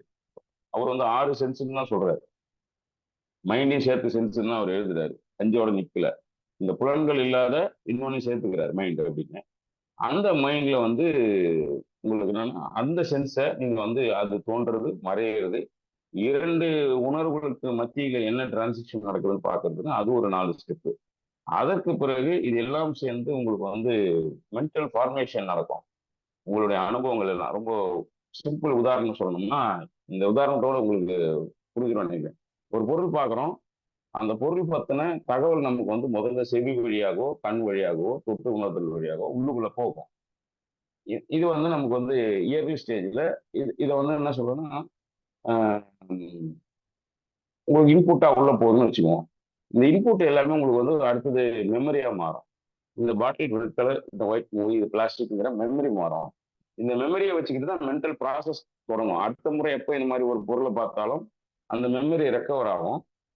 இதே மாதிரி தான் உங்களுக்கு நடக்கக்கூடிய நிகழ்வுகள் நல்லதோ கெட்டதோ ஃபர்ஸ்ட் வந்து உங்களுக்கு உணர்வுகளா இருக்கும். முதல்ல அந்த நேரடியாக இப்போ கையில தொடரன்னா வெறும் சென்ஸ் அது. அந்த சென்ஸ் வந்து உங்களுக்குள்ள நீங்க பெர்சீவ் பண்றது உள்வாங்கிக்கிற விதத்தை பொறுத்து அது எமோஷன்ஸா உங்களுக்குள்ள இருக்கும். அந்த எமோஷன்ஸும் மெமரியாக மாறும். எய்தர் அது வந்து சப்ஜெக்டிவ் மெமரின்னு சொல்லக்கூடிய உங்களுக்கு அந்த இருக்கும், இல்லைன்னா ஆப்ஜெக்டிவ்னு சொல்ற மாதிரி பிசிக்கலாவே இந்த உடம்புலேயே ஒரு மெமரி உங்களுக்கு கிரியேட் ஆகும். மஸ்குலர் மெமரி அந்த மாதிரி இது எல்லாம் உங்களுக்குள்ள இந்த உடம்புக்குள்ள உங்களுக்கு இருக்கும். இது எல்லாம் சேர்ந்துதான் உங்களுக்கு வந்து மென்டல் ப்ராசஸ் அல்லது மென்டல் ஃபார்மேஷன் சொல்றாங்க. அதுக்கு ஒரு 4 ஸ்டெப்பு. அதை கவனிக்கிறது, தாட் ப்ராசஸ் எப்படி, ஒரு ஒரு எண்ணம் உருவாகிறது எப்படி, இன்னொரு எண்ணத்துக்கு ஜம்ப் ஆகுறது எப்படி, இது ரெண்டுத்துக்கும் இடையில இருக்கக்கூடிய ஸ்டில்னஸ் எப்படி அப்படின்னு சொல்லிட்டு ஒரு செட் ஆஃப் ப்ராக்டிஸ் பண்றோம். அதற்கு பிறகுதான் உங்களுக்கு வந்து இந்த இம்பர்மனன்ஸ் பத்தின கட்டத்துக்கு நகரும். இது அனைத்துமே அடிப்படை. அதாவது பிரைமரி ஸ்கூல் மாதிரி இந்த இந்த விபாசனா ஆனாபானா எந்த பேர் வச்சாலும் இதுக்கு பேர் வந்து அங்க கொடுத்துருக்கிறது ஆனாபான சதி சுத்தா தான். அது விபாசனாங்கிறது உள்ளது உள்ளபடி பார்க்கறங்கிற ஒரு மனநிலை இன்சைட்னு சொல்றாங்க. டிரான்குவிலிட்டி அண்ட் இன்சைட், உள்ளது உள்ளபடி பார்க்கறது, அதை சமநிலையில் பார்ப்பது, ரெண்டுமே முக்கியம். உள்ளது உள்ளபடி பார்த்துட்டு அதன் காரணமாக நீங்க அதுல கூடுதலாகவோ குறைச்சலாகவோ நீங்க உள்ளுக்குள்ள பெர்சீவ் பண்ணிக்க முடியும். அதனால அதை சமநிலையிலையும் பார்க்கறது, உள்ளது உள்ளபடி பார்க்கறதுங்கிறது இன்சைட். அது வந்து அதுதான் மகா இன்சைட்னு சொல்லக்கூடிய விபாசனான்னு சொல்றாரு. அதுக்கு இந்த பேர் எப்படி ரீப்ளேஸ் ஆச்சுன்னு தெரியல. அது அந்த ஆய்வுக்குள்ள நம்ம போகலாம். ஆனா இருக்கு. ஆனா இந்த டெக்ஸ்டுக்குள்ள இருக்கிறதுக்கு பேர் வந்து ஆனாபானா சதி சுத்தா தான். பெரிய டெக்ஸ்ட். அதுக்காக தான் இந்த ஸ்லைடு உங்களுக்கு எங்க இது உருவாச்சுன்னு. மற்றதெல்லாம் ஒவ்வொன்றும் ஒரு ஒரு எல்லாத்துக்கும் இதுல இருக்கு. இதுல நான் தம்மபதா மட்டும் ஒரு 3 ஆண்டுகளாக தமிழ்ல எடுத்துட்டு இருக்கிறேன். அப்போ இந்த பிராக்டிஸ் வந்து ஏன் பண்றோம், எதுக்கு பண்றோம், நிறைய உங்களுக்கு காரணங்கள் இருக்கலாம். ஆனா இன்னைக்கு இப்போ 2024 இது ஏன் இந்த ஒரு 2024 யோசிச்சு பாருங்க. அதற்கு முன்னாடி 2400 வருடங்களுக்கு முன்னாடி சொல்லித்தரப்பட்ட ஒரு பிராக்டிஸோ அல்லது வாழ்வியல் முறையோ இன்னைக்கு ஏன் நம்ம பண்ணணும்னா இன்னைக்குதான் அதிக தேவையா இருக்கு. ஏன்னா மனிதன் தன்னிலிருந்து அதிகமாக விலகி போயிட்டான். தனக்குள்ள மட்டும்தான் இல்லை. இந்த ஃபியர் ஆஃப் பீயிங் அலோன் இருக்கு இல்லையா, நீங்க உங்களுக்குள்ள தனிச்சு உங்களை பார்க்கறதுக்கு பயந்து தான் இந்த உலகத்துல இவ்வளோ விஷயங்களை கிரியேட் பண்ணி அதை நோக்கி ஓடுறோம். நமக்குள்ள பார்க்கறதுக்கு நமக்கு பயமா இருக்கு. யாரெல்லாம் இப்போ உதாரணத்துக்கு ஒரு அரை மணி நேரம் உட்காந்து உங்க மூச்சை கவனிக்கிறீங்க பார்த்தீங்களா, உங்களுக்கு அடிப்படையிலேயே உங்களுடைய பயம் தானாக குறைஞ்சிக்கிட்டே இருக்கும். அந்த பயம் குறைய குறைய புத்தர் சொல்லக்கூடிய 3 டீஃபைல்மெண்ட் மிக முக்கியமானதா சொல்றாரு. ஒன்னு ஹேட்ரட், இன்னொன்னு வந்து ஆங்கர், அதாவது கிரீடு, அப்புறம் டெலியூஷன், லேக் ஆஃப் கிளாரிட்டி அப்படின்னு. இந்த லேக் ஆஃப் கிளாரிட்டி காரணமா தான் உங்களுக்கு ஹேட்ரடும் என்ன சொல்றது அந்த ஆங்கர் அல்லது அந்த இந்த கோபம் அது மாதிரி அவர் ஒரு 10-15 சொல்றாரு. அடிப்படையில டிஃபைன் பண்ணா 3 எடுத்துக்கிறோம். Hatred, anger, delusion. வெறுப்பு, கோபம், லேக் ஆஃப் கிளாரிட்டி. இந்த இது எல்லாமே காரணம் இந்த ஃபியர் ஃபேக்டரால உருவாகிறது. அந்த ஃபியர் ஃபேக்டர்ல இருந்து நீங்க விடுபட்டுட்டீங்க. ஏன்னா உங்களுக்குள்ள நீங்க பார்க்க ஆரம்பிச்சீங்கன்னா உங்களுக்கு ஃபியர் ஃபேக்டர் குறைய ஆரம்பிச்சு. எப்படின்னு கேட்டா உங்களுக்கு மூச்சோடைய இம்பர்மனன்ஸ் புரியுது. இந்த மூச்சின் காரணமாக சென்ஸோடைய இம்பர்மனன்ஸும் புரியும், எமோஷன்ஸோடைய இம்பர்மனன்ஸ் புரியும். அப்போ உங்களுடைய பாடிக்குள்ளேயே உங்க இம்பர்மனன்ஸ் வெளியில இருந்து புரிய வச்சோம்னா ஈஸியா புரிய வச்சிடலாம். எப்படின்னா நமக்கு இலக்கியங்கள்லாம் சொல்ற மாதிரி ஒரு பாடல் இருக்கு, நமக்கு ஒரு நாலடியார் பாடல் இருக்கு. சென்றே எரிப ஒரு நாள் சிறுவரை நன்றே எரிப பறையினை நன்றே கான் முக்காலை கொட்டி மூடி தீ கொண்டிடுவர் செத்தாரை சாவார் சுமந்துன்னு ஒரு பாட்டு இருக்குன்னு வைங்க. அதுல லாஸ்ட் லைன் மட்டும் எடுத்துமே, செத்தாரை சாவார் சுமந்துன்னு எழுதிருக்கு. யாக்கை நிலையாமையில இந்த உடம்பு நிலை இல்லாதுன்னு எழுதுறாங்கன்னு வைங்க. அப்ப நாளைக்கு சாக போறவன் இன்னைக்கு செத்தவனை தூக்கி சுமக்கிறான் அப்படின்னு முடியுது அந்த பாட்டு. இதை கேட்பது மூலமாக இம்பர்மன்ஸ் புரிஞ்சிருமானா புரியாது.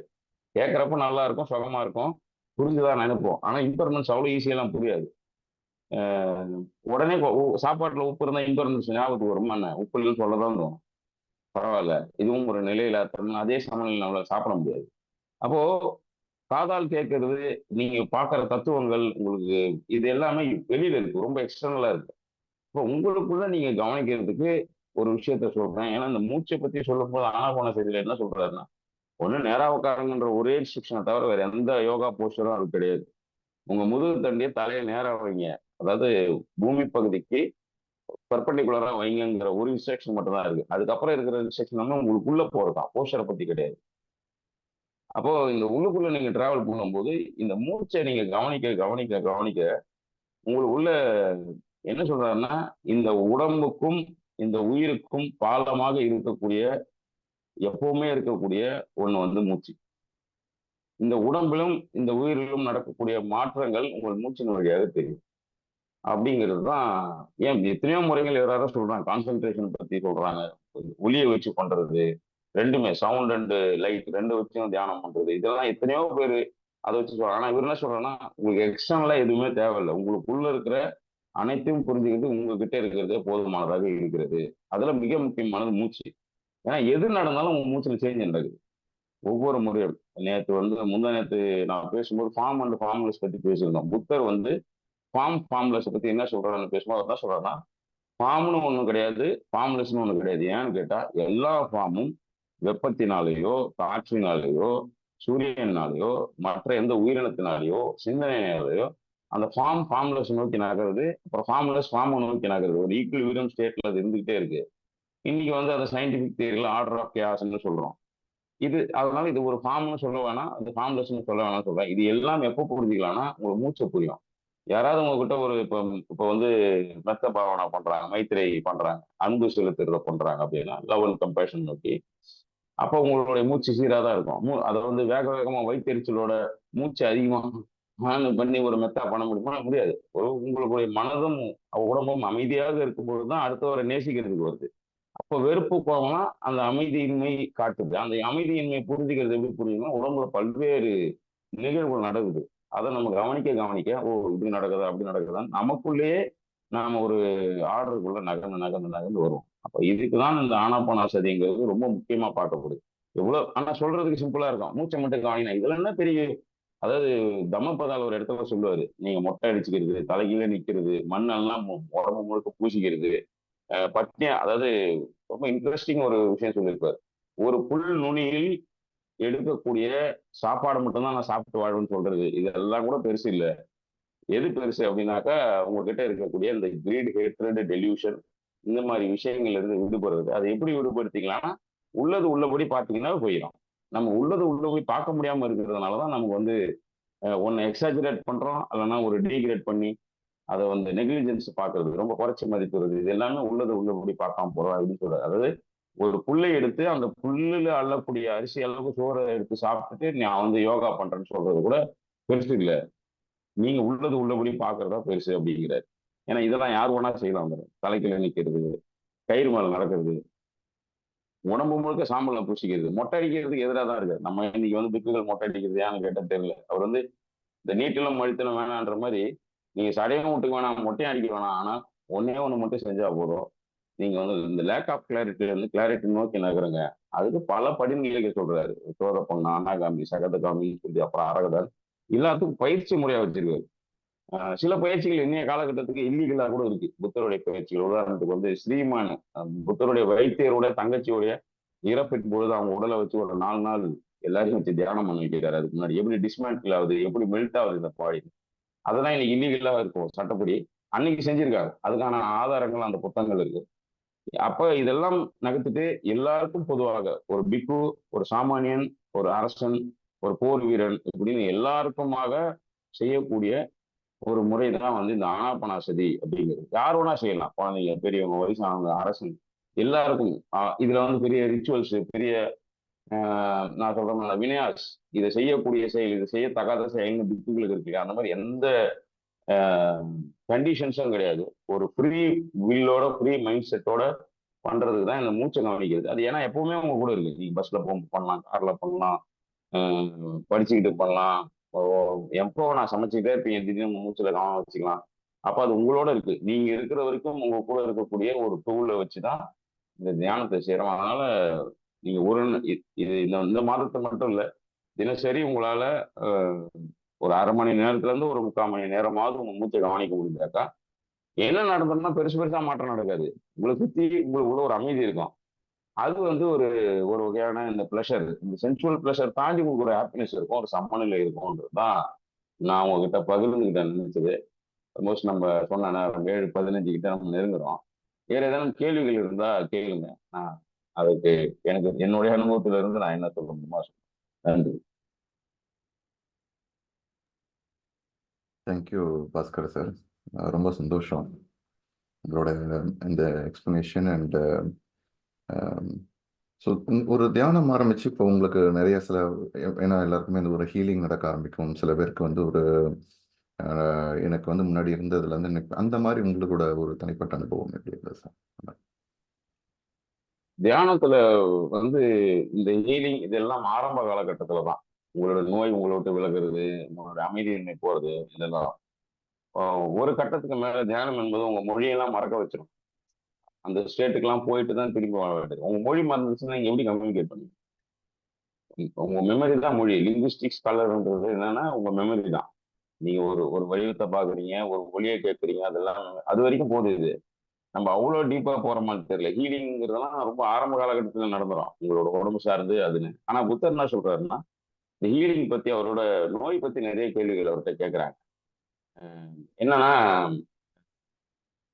ஒரு ஸ்டோரி இருக்கு. திசா அப்படின்னு கேள்விப்பட்டிருக்கீங்களான்னு தெரியல. திசாங்கிறவர் வந்து ஒரு புத்திஸ்ட் சங்காவுடைய முக்கியமான பொறுப்பாளர் புத்தர் வாழ்ந்த காலத்துல. அவருக்கு வந்து உடம்பெல்லாம் பாயில்ஸ் மாதிரி வந்து கொப்பளங்கள் வந்து ரொம்ப தொந்தரவா ஆகி அவர் கிட்டே போக முடியாத அளவுக்கு உடம்பு நாத்தம் எடுக்கிற அளவுக்கு ஆயிடுச்சு. இன்னைக்கு நீங்க இதை பார்த்தீங்கன்னாக்கா நமக்கு என்ன தோணும்னா, இன்னைக்கு நோய் என்பது வந்து நம்ம பார்க்குற விதம் இருக்கு இல்லையா, இந்த நோய் குணமாகும் ஹீல் ஆகுங்கிறது. அன்னைக்கு புத்தர் அதை வந்து என்ன சொல்றாருன்னா, ஆஹ் அது வந்து ஒரு மாடியூல் ஆஃப் ப்ராசஸ் அப்படிங்கிறது. ஒரு நோய் என்பது இந்த உடம்புல ஒரு ஒரு அங்கம். அதுல இருந்து யாராலையும் முற்றிலும் விலக முடியாதுங்கிறார். ஏன்னா அவர் சொல்லக்கூடிய அடுத்தடுத்த இந்த இதே மஜ்மனிக்கையால 32 பாடி பார்ட்ஸ் பத்தி எல்லாம் பேசுறாரு இல்லையா, அந்த இடங்கள் என்ன சொல்றாருன்னா, சளி, இது எல்லாமே அது ஒரு ஆர்கன் மாதிரி தான். உங்களுக்கு முற்றிலும் சளி இல்லாத வாழ்ந்தீங்க அது ஒரு நோயா இருக்கும். நமக்கு சளியை நோயின்னு சொல்லி கொடுத்ததுனால அந்த மியூக்கஸும் அந்த சளியை அதெல்லாம் வந்து ஒரு மினிமமா நம்ம உடம்புக்கு தேவைப்படுது நம்மளோட உடம்புல. அதே ஒரு நுண்ணுயிர்கள் பத்தியும் நம்ம நோயா பார்க்க ஆரம்பிச்சிருக்கோம் ஜெர்ம் தேதிப்படி. அப்ப அந்த நுண்ணுயிர்கள் வந்து ஒரு மினிமம் இருந்தாதான் உங்களுக்கு நல்லது. உடம்புக்குள்ள நல்லது செய்யக்கூடியதோ கெட்டது செய்யக்கூடிய உள்ளுக்குள்ள அந்த மினிமமான ஒரு மைக்ரோபயம் இருந்தால் தான் நல்லது.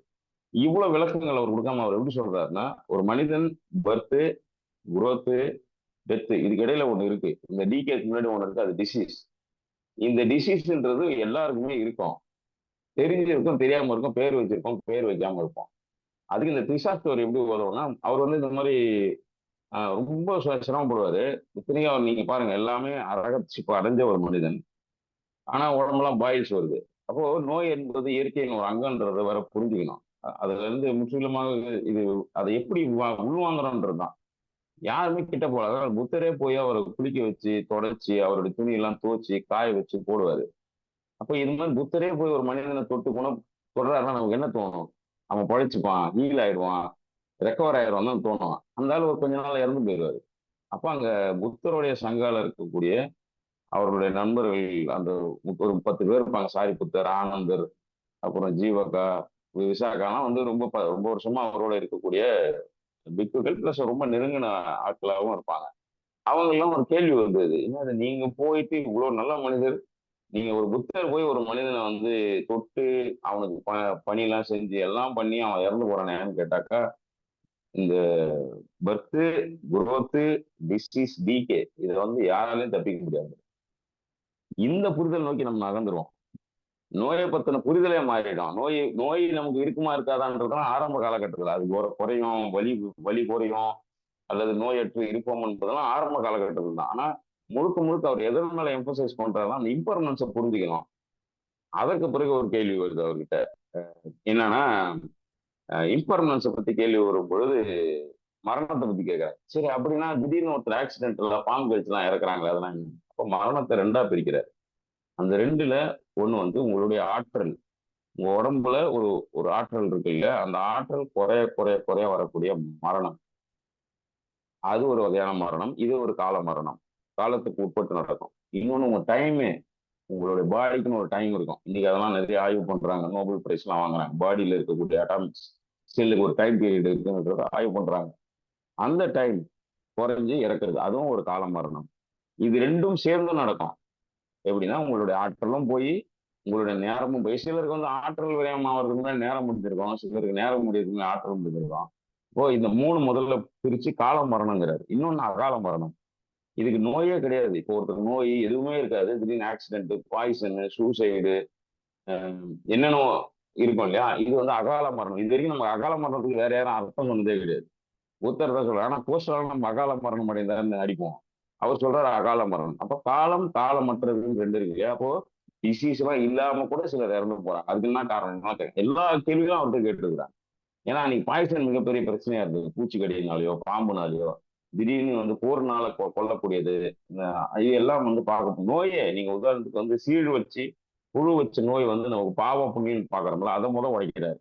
எந்த நோயும் பாவ புண்ணியத்தினால வர்றது இல்லை, லைஃப் ஸ்டைல்னால வர்றதை புரிய வைக்கிறாரு. உங்கள் பெருமையின் அடிப்படையில எதுவுமே நடக்கலங்கிறாரு. இந்த பாவ புண்ணியங்கிறதே டிரான்ஸ்லேஷன் நிறைய தப்பா இருக்கும் சில புத்தகங்கள். இப்பயும் அதை யூஸ் பண்றாங்க புத்தகங்கள். ஆனா அவர் என்ன சொல்றாருன்னா, அந்த பாப புண்ணியன்றது வந்து உங்களுடைய செயல் தான் அப்படிங்கிறார். அந்த செயல் ஏற்படுத்தக்கூடிய விளைவுகள் தான். இந்த ஹெல் அப்படிங்கிறது நிறையா அப்படின்னு பாலியில சொல்லுவாங்க. அந்த ஹெல்லுங்கிறது சிச்சுவேஷன் தான். அந்த அது அது அந்த நேரத்துக்கானதா தான் இருக்கே தவிர ஹெல்ன்றது எங்கேயோ இல்லை அப்படின்னு மொத்தமா அவர் கலைச்சு போட்டுறாரு. நம்ம பாக்குற பார்வையில தான் அடுத்த ஸ்டெப்புக்கு போய் நோயை பத்தியே கலைச்சு போட்டுறாரு. அவருக்கே நோய் இருக்கிறதுனாலதான் ஜீவகான் ஒரு மருத்துவரை பக்கத்துல வச்சுக்கிறாரு. ஜீவகான் வந்து அவருடைய மருத்துவர்.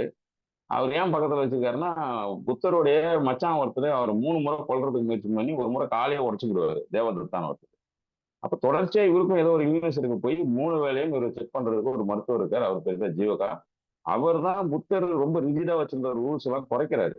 துணியை பத்தி வச்சிருந்த ரூல்ஸ், உணவு பத்தி வச்சிருந்த ரூல்ஸ் எல்லாம் வந்து ரொம்ப ஸ்ட்ரிக்டா வச்சிருக்காரு புத்தர். இல்ல அப்படி பண்ணாக்க உடம்பு ரொம்ப துன்பப்படும் சமயம் இருக்குது அப்படின்னு உரையாடி அந்த வினய ரூல்ஸை வந்து கொஞ்சம் என்ன சொல்றது சைஸ் டவுன் பண்ணதே வந்து ஜீவகா தான். அதனாலதான் அந்த பேரு இங்க வச்சேன். நான் அந்த இடத்த போய் பார்த்துட்டு வந்தேன். அதனால அன்னைக்கு வந்து இங்க தொடங்கினால ஜீவகான் பேர் வச்சேன். அப்போ நம்ம பார்வைக்கும் அவர்கள் பார்வைக்கும் இன்னும் கொஞ்சம் அடுத்த படியில இருக்குங்கிறேன். ஹீலிங் நடக்குது, நான் இல்லைன்னு சொல்லல. ஹீலிங் நடக்குது, நம்ம நிம்மதியா இருக்கிறோம், அமைதி பெறுறோம். நம்மளோட ரிஃப்ளெக்ட்ல நம்மளை சுத்தி இருக்கிறவங்க அமைதியா இருக்கிறாங்க, நண்பர்கள், சொந்தக்காரங்க, நம்ம வேலை செய்யக்கூடிய சூழல், நம்ம தொழில இருக்கக்கூடிய அவ்வளவு எடுத்து எரிஞ்சு பேசுறது எல்லாம் நம்ம கிட்ட இருக்கிற குணங்கள் மாறிக்கிட்டே இருக்கும். அதனால ஒரு நன்மை நடக்கும். இது இதை வெறுமனே செய்யறதுனால நடக்கிறது இல்லை. இதுக்கு நடுவுல ஒரு ப்ராசஸ் ஒன்று நடக்குது. நீங்க மூச்சு கவனிக்க கவனிக்க உங்களுக்குள்ள ஒரு அமைதி வரும்பொழுது உங்களுடைய பேச்சு, உங்களுடைய செயல், இதெல்லாம் ஒரு மாற்றம் தெரியும். அந்த மாற்றம் தான் உங்களுக்கு அமைதியை கொடுக்குது, நிம்மதியை தருது, பிரச்சனையின்மை தருது, நோயில இருந்து குணப்படுத்துது. ஆனா அதையும் மீறி நோய் இருக்குனாலும் அதை எப்படி பார்க்கணும்னு சொல்றாரு. நீங்க நல்லதே சிந்திக்கிறீங்க, எப்பயுமே மைத்திரேய மனநிலையே கூட இருக்கிறீங்க, எப்பவுமே மூச்சு கவனிக்கிறீங்கன்னா அதே மீறி உங்களுக்கு வந்து இந்த அக்காலம்னு ஏன் சொன்னா அதே மீறி இந்த உடம்புக்கு ஏதோ ஒரு தொந்தரவு நடக்கதான் செய்யும். அதை நீங்க புரிஞ்சுக்கணும், உள்வாங்கிக்கணும், சமநிலையை அணுகணும் அப்படிங்கிறதையும் சேர்த்து சொல்றாரு. அப்போ நம்ம ஒண்ணு யோசிக்கிறோம்னா அதுக்கு அடுத்த ஸ்டெப்புக்கும் அந்த கேள்வி இருந்திருக்கு. ஏன்னா அவங்க ஒரு நாளைக்கு 21 மணி நேரம் வந்து புத்தர் வந்து தான் உடம்ப கவனிச்சதாக ஒரு சுத்தால் எழுதிருக்கு. யோசிச்சு பாருங்க, 3 மணி நேரம் தான் அவர் உடம்ப கவனிக்கல. 21 மணி நேரமும் அவருடைய உடம்புல என்ன மாற்றம் நடக்குது. உலகத்தை அவர் கவனிச்சது கம்மி. உலகத்தை பார்க்கும்போது அவருக்குள்ள என்ன நடக்குதோ அதை கவனிச்சுட்டே இருக்குது. அப்படி ஒரு 40 வருஷம் இது கற்பனை பண்ணவே நமக்கு ஒரு அதுதான் புத்தரை வந்து பெரிய ஒரு இமேஜா எனக்கு காட்டுதே தவிர மற்றதெல்லாம் அதுக்கு அடுத்தடுத்ததெல்லாம் பார்த்தோம். ஏன்னா 20 மணி நேரம் தான் உடம்புக்குள்ளே ஒருத்தர் வந்து கவனிப்புல இருக்காருன்னா அவர்கிட்ட இருந்து வெளிப்படுற வார்த்தை அந்த படிநிலை எப்படி இருக்கு யோசிச்சு பாருங்க. அது ரொம்ப முக்கியமா இருக்கு புத்தர். ரொம்ப நன்றி சார், தேங்க்யூ. ஃப்ரெண்ட்ஸ், உங்களுக்கு ஏதாவது கேள்விகள், சந்தேகங்கள், உங்களோட கேள்விகள் எதாண்டாலும் நீங்கள் எஸ் வித்யா மேடம் கேட்டு.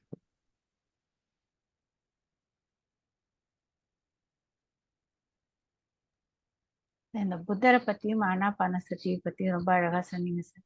அதாவது எப்படி தெளிவாக இருக்கணும், எப்படி உடம்புல வந்து நமக்கு வந்து நோய் வந்துகிட்டே இருக்கும். இது எல்லாருக்குமே ரொம்ப பெரிய கொஸ்டின். நானே உங்ககிட்ட கேட்கலாம்னு நினைச்சேன், நீங்க சொல்லிட்டீங்க. நம்ம எல்லாருமே சொல்லுவோம், நம்ம மெடிடேஷன் பண்றோம், நல்ல சாத்வீகமான சாப்பாடு சாப்பிட்றோம், எல்லாமே பண்றோம், அப்பவும் எதுக்கு உடம்பு வருதுங்கிற கொஸ்டின் எல்லாரோட மனத்திலயுமே இருக்கும். அதுக்கு நீங்க வந்து இன்னைக்கு ரொம்ப அழகா விடையை கொடுத்துருக்கீங்க. Thank you sir. அவர் என்ன சொல்றாருன்னா, உங்களுடைய 5 புலன்களால நீங்க செஞ்ச, அதாவது சாப்பிட்டது மட்டும் கிடையாது, ஒலி, அதாவது ஒரு குழந்தை பிறகுது இல்லையா, ஒரு காலகட்டத்துல கம்ப்ளீட் 0 லைட்ல இருந்து ஒரு குழந்தை முதல்ல பார்க்கும்பொழுது குறைவான ஒளியை பார்த்துருக்கோம். அப்போ அதனுடைய கண் ஆரோக்கியமா இருந்திருக்கும். ஆனா இன்னைக்கு வந்து நம்ம பெரிய பெரிய சோடியம் எல்இடி பல்ப் போல இருக்கக்கூடிய ஒரு செட்டப்ல தான் ஒரு குழந்தை வந்து பிறக்கிறதுக்கான சூழல் இருக்கு. இன்னைக்கு நம்ம இருட்டுல இல்லை. நம்ம வந்து we are deprived for light. ஒரு காலத்துல லைட்டு, இன்னைக்கு வந்து நமக்கு டிப்ரிவேஷன் என்ன இருக்குன்னா டார்க்னஸ் டிப்ரிவேஷன் இருக்கு, நிறைய வெளிச்சத்திலே இருக்கும். அது வந்து நீங்க ஒரு குழந்தை முழு இருட்டுல இருந்து சடனா ஒரு 200-300 வாட்ஸ் இருக்கக்கூடிய ஒரு பல்புடைய வெளிச்சத்துல பாக்குறோம் பாத்தீங்களா, அப்பவே தொடங்கி இருக்கும். ஆனா கேட்கலாம், நீங்க தியானம் பண்றீங்க, ஏன் கண்ணாடி போடுறீங்க, எளிமையா கேட்டு போயிடும். அதற்கு நம்ம அறிஞ்சு செஞ்சிருக்க மாட்டோம் தப்பு. நமக்கு முன்னாடியே நம்ம பிறந்தது வந்து அறியாமை காலங்கள்ல இருந்தே கூட நம்ம உடம்பு மேல ஒரு அப்பா அம்மா கூட இந்த குழந்தைக்கு என்ன வேணும்னு தெரியாம சாப்பாடை திணிச்சு இருக்கலாம். அன்புன்றது அவங்களுக்கு அன்பு உள்ளுக்குள்ள இருந்திருக்கும். ஆனா அந்த அன்பு, அந்த அறியாமை சொல்றோம் இல்லையா, அந்த டெலியூஷன்ல, இந்த லேக் ஆஃப் கிளாரிட்டில ஏதோ ஒன்று செஞ்சிருவாங்க. இதை கொடுத்தா நல்லது, அதை கொடுத்தா நல்லதுன்னு கொடுத்துருப்பாங்க. இது எல்லாம் சேர்ந்துதான் நம்ம இப்ப இருக்கிற இடம். நம்ம இன்னைக்கு ஒரு சில விஷயங்களை கட் ஆஃப் பண்றோம். செய்யாம இருக்கிறோம். இந்த பயிற்சி மூலமாக ஒரு ஆரோக்கியமான உணவு எடுக்கிறோம், ஆரோக்கியமான சிந்தனை வச்சுக்கிறோம். அந்த பயிற்சிக்கு முன்னாடி செஞ்சதெல்லாம் அப்படியே தான் இருக்கும் உடம்புல. அதே குறைக்கிறதுன்றது அவ்வளவு எளிதில் குறைக்க முடியாது. நிறைய ப்ராக்டிஸ் பண்ணா ஆனா குறையும். ஆனா நம்மையும் மீறி இன்னைக்கு இருக்கக்கூடிய சூழல், சூழல் நான் சொல்றது வந்து ரெண்டுமே தான். ஒண்ணு வந்து நமக்கு இருக்கக்கூடிய பொருளாதாரம், சமூகம், இன்னொன்று வந்து என்விரான்மெண்ட் பேசிஸ்ல இது எல்லாம் நமக்குள்ள ஒரு இம்பாக்ட் பண்ணதான் செய்யுது. நீங்க எவ்வளவு சமநிலையில் இருந்தாலும் அதான் சொல்றேன், அகால மரணம் புரிஞ்சீங்கன்னா அதை புரிஞ்சுக்கணும். ஒரு ஆக்சிடென்ட்ன்றதை எப்படி புரிஞ்சுப்பீங்க? அதுக்கும் நமக்கு சம்மந்தமே இல்லை. யாரோ ஒரு நாள் நம்ம உடம்பு மீது நிகழ்த்தப்படுவது, அது எதுவாக வேணா இருக்கலாம். இப்போ இது அவருடைய கவனமின்மை கூட நம்மளை துன்பப்படுத்தும். அதனாலதான் புத்தர் வந்து சமூகத்துக்கு வேலை செய்யற இடம் என்ன சொல்றாருன்னா, நீங்க மட்டும் தெளிவா இருந்தா போதாது. ஆனா உங்களுக்கு பக்கத்துல இருக்கிறவன் ஒரு கூலிஷ்னஸோட இருந்தாலும் உங்களுக்கு துன்பம் வரும். என்ன சொல்றீங்க? ஒரு பொருள், ஒரு பட்டாசு வெடிக்கிறான், நீங்க வந்து அமைதியா தான் இருக்கிறீங்க. உங்க பக்கத்துல வந்து வச்சுட்டு போயிட்டா என்ன பண்ணுவீங்க? உங்களுக்கு அதுக்கு சம்மந்தம் இருக்காது. அதன் மூலமாக ஏற்படக்கூடிய தீக்காயங்களோ, ஒளியின் மூலமாக ஏற்படக்கூடிய காதுல வர தொந்தரவோ, அதிக வெளிச்சம் எது வேணா நடக்கும் இல்லையா? அப்போ நாம மட்டும் தெளிவடைஞ்சா போதாது, நம்ம சுத்தி இருக்கிறவங்களும் கொஞ்சம் தெளிவடைஞ்சாதான் நம்ம துன்பத்துல இருந்து விலக முடியுங்கிறதுக்கு நிறைய உதாரணங்கள் புத்தர் கொடுத்துருக்காரு. அதுவும் சேர்ந்தது தான். அதனால கேள்விகள் வந்துகிட்டே இருக்கும். நம்ம அதை அந்த கேள்வியை கூட அதிகமா உள்வாங்கிக்க வேண்டிய அவசியம் இல்லை. அர்த்தமில்லாத கேள்விகளுக்கு பதில் சொல்ல வேணாம்னு, ஏன்னா பிரபஞ்சத்தை பத்தி கேட்கும்போது அன்ஆன்சரபிள் கொஸ்டின் ஒரு வார்த்தை யூஸ் பண்றாரு. புத்தருக்கு எல்லாம் தெரியும் அப்படின்ற மனநிலை அவர் பேசுறதுங்க நிறைய இடங்கள்ல இது இப்ப தேவையில்லாது அல்லது எனக்கு தெரியாது அப்படிங்கிற பதில் அவரும் சொல்றாரு. நம்ம வந்து அன்ஆன்சரபிள் கொஸ்டினா பலது இருக்கும். சமூகம் கேள்வி கேட்டுக்கிட்டே இருக்கும், நம்ம குற்ற உணர்ச்சி அடைய வைக்கிறதுக்கு. எல்லாத்துக்கும் பதில் சொல்லிடணும்னா நம்ம என்னைக்கு வாழறது? பதில் சொல்ல வேண்டிய அவசியம் மிக்க கேள்விகளாக இருந்தால் பதில் சொல்லலாம், அல்லது அதை வந்து புறக்கணிக்கிறது ரொம்ப பெட்டர். அதுவே நம்மளை எழுத்த வச்சு. நண்பர்களே, வந்து பாஸ்கர் சார் கிட்டே யாராவது இன்னும் ஏதாவது கேள்விகள் கேட்கணும்னா கேட்கலாம்.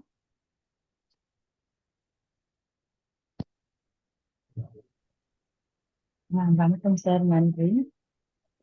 நீங்க எக்ஸ்பிளைன் பண்ணதுனால இன்னைக்குதான் எனக்கே தெரியுது புத்திசம்ல இவ்வளவு வாஸ்ட் சப்ஜெக்ட் இருக்கு அப்படின்னு சொல்லிட்டு. அந்த தம்மபதான்றது எவ்வளவு ஒரு அதுல ஒரு கிளை தான், அதுதான் பெருசா எடுத்துருக்கோம் நம்ம அப்படின்றது புரிஞ்சுட்டேன். அவர் லைஃப்ல நடந்ததுதான் நீங்க சொல்லும் போது ஆச்சரியமா இருந்தது. எனக்கு புத்தாவை மட்டுமே ஒண்ணுமே தெரியல அப்படின்றது புரிஞ்சுது.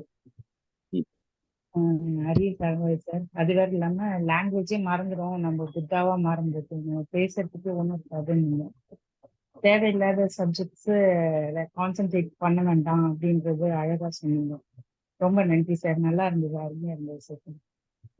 நன்றி நன்றி. நல்லது சார். வணக்கம் சார், என் பேர் கார்த்திகேயன். வணக்கம் சார். இந்த ஆனாபான சக்தி மெடிடேஷன் பத்தி சொன்னீங்க. இப்போ நிறைய மெடிடேஷன்ஸ் வந்து இருக்குன்னு சொன்னீங்கல்ல சார். இப்போ எக்ஸாம்பிள் வந்து பாத்தீங்கன்னா நிறைய பேர் இந்த பாக்ஸ் மெடிடேஷன் சொல்லுவாங்க, 4-7-8 மெடிடேஷன் சொல்லுவாங்க, அப்புறம் பிராணாயாமம் வந்துட்டு சொல்லுவாங்க. இப்ப இந்த மாதிரி எல்லா மெடிடேஷன்ல இருந்தும் நம்ம ஆனாபான சக்தி பண்றதுக்கும் ஏதாவது வித்தியாசம் இருக்கா, இல்ல எல்லா மெடிடேஷன் வித்தியாசம் இருக்கு? நிறைய வித்தியாசம் இருக்கு. ஏன்னா பிராணாயாமா பத்தி அப்போ அவர் வந்து என்ன சொல்றாங்க, மூச்சை நீங்க மேனிபுலேட் பண்ணக்கூடாது, உள்ளது உள்ளபடி கவனிச்சாதான் நீங்க சமநிலையிலும் உள்ளது. அந்த இன்சைட்னு சொல்லக்கூடியது உள்ளது உள்ளபடி பேசுறது தான் இன்சைட்டுங்கிறோம். இன்னைக்கு கார்பரேட் அவங்கள இன்சைட்னாக்கா எதை பேசினாலும் சொல்லிட்டு I got inside from you, I take away, அது இதுன்னு ஏதாவது நம்ம சொல்றோம். புத்தர் சொல்ற இன்சைட்னா உள்ளது உள்ளபடி பார்க்கறது, கவனிக்கிறது வந்து அது சொல்றது, அது தவறிடும். மூச்சை நீங்க மேனிபுலேட் பண்ண ஆரம்பிச்சீங்க அப்படின்னா உங்களால நீங்களாக ஒண்ணு செய்யக்கூடாது. மூச்சு என்னவா இருக்கோ அதை கவனிச்சீங்கன்னா நீங்க என்ன நிலையில இருக்கீங்க, நீங்க கோபமா இருக்கிறீங்களா, நீங்க வந்து அமைதியா இருக்கீங்களா, ஒரு கம்பேஷனோட இருக்கீங்களா, வெறுப்பு இருக்கா, இல்ல ரொம்ப ப்ரீவியஸ்னா ரொம்ப சின்னதுல ஏற்பட்ட செயல்கள் அல்லது அந்த 5 புலன்களால் நீங்க கன்சியூம் பண்ணி வச்சிருக்கிற விஷயங்கள் எதுவும் டிஸ்டர்ப் பண்ணுதா, இதை கவனிக்கிறதுக்கு வந்து உள்ளது நீங்க மேனிபுலேட் பண்ணக்கூடாது. அதாவது ஆக்சுவலா விபஸ்ஸனா கூட உங்க மூச்சு தெரியும்னா ஆழமா ஒரு 10 மூச்சு எடுங்குமாங்களா, அது கூட அவர் சொல்லலை. இன்னைய காலகட்டத்துக்கு மூச்சு நம்மளால கவனிக்கக்கூடிய நிலையில நம்ம இல்லைங்கிறதுனால இதை சொல்றோம். இன்னைக்கு நம்ம அதை மாற்றிருக்கோம். ஆனா அவர் என்ன சொல்றாருன்னா, நீ மூச்சை கவனிக்கிறதுக்கு வெயிட் பண்ணி தான் கவனிக்கணுங்கிறார். வெயிட் பண்ணி அது என்னவா இருக்கோ அதை மட்டும் கவனி, அப்பதான் உள்ளது உள்ளபடி இருக்கும்ன்றாரு. அப்போ மற்ற தியானங்களுக்கும் அவருக்கு இருக்கிற வித்தியாசம், மற்ற தியானங்கள் செய்யணும். அதாவது you have to do something, any posture அல்லது மூச்சுல மேனிபுலேஷன், மென்டலி மேனிபுலேஷன் எல்லாம் பண்ண வேண்டியிருக்கு. காம் டவுன் பண்றது, பிரபஞ்சத்தை பத்தி யோசிக்கிறது, எவ்வளவு பெருசு அப்படிலாம் இவர் சொல்லலை.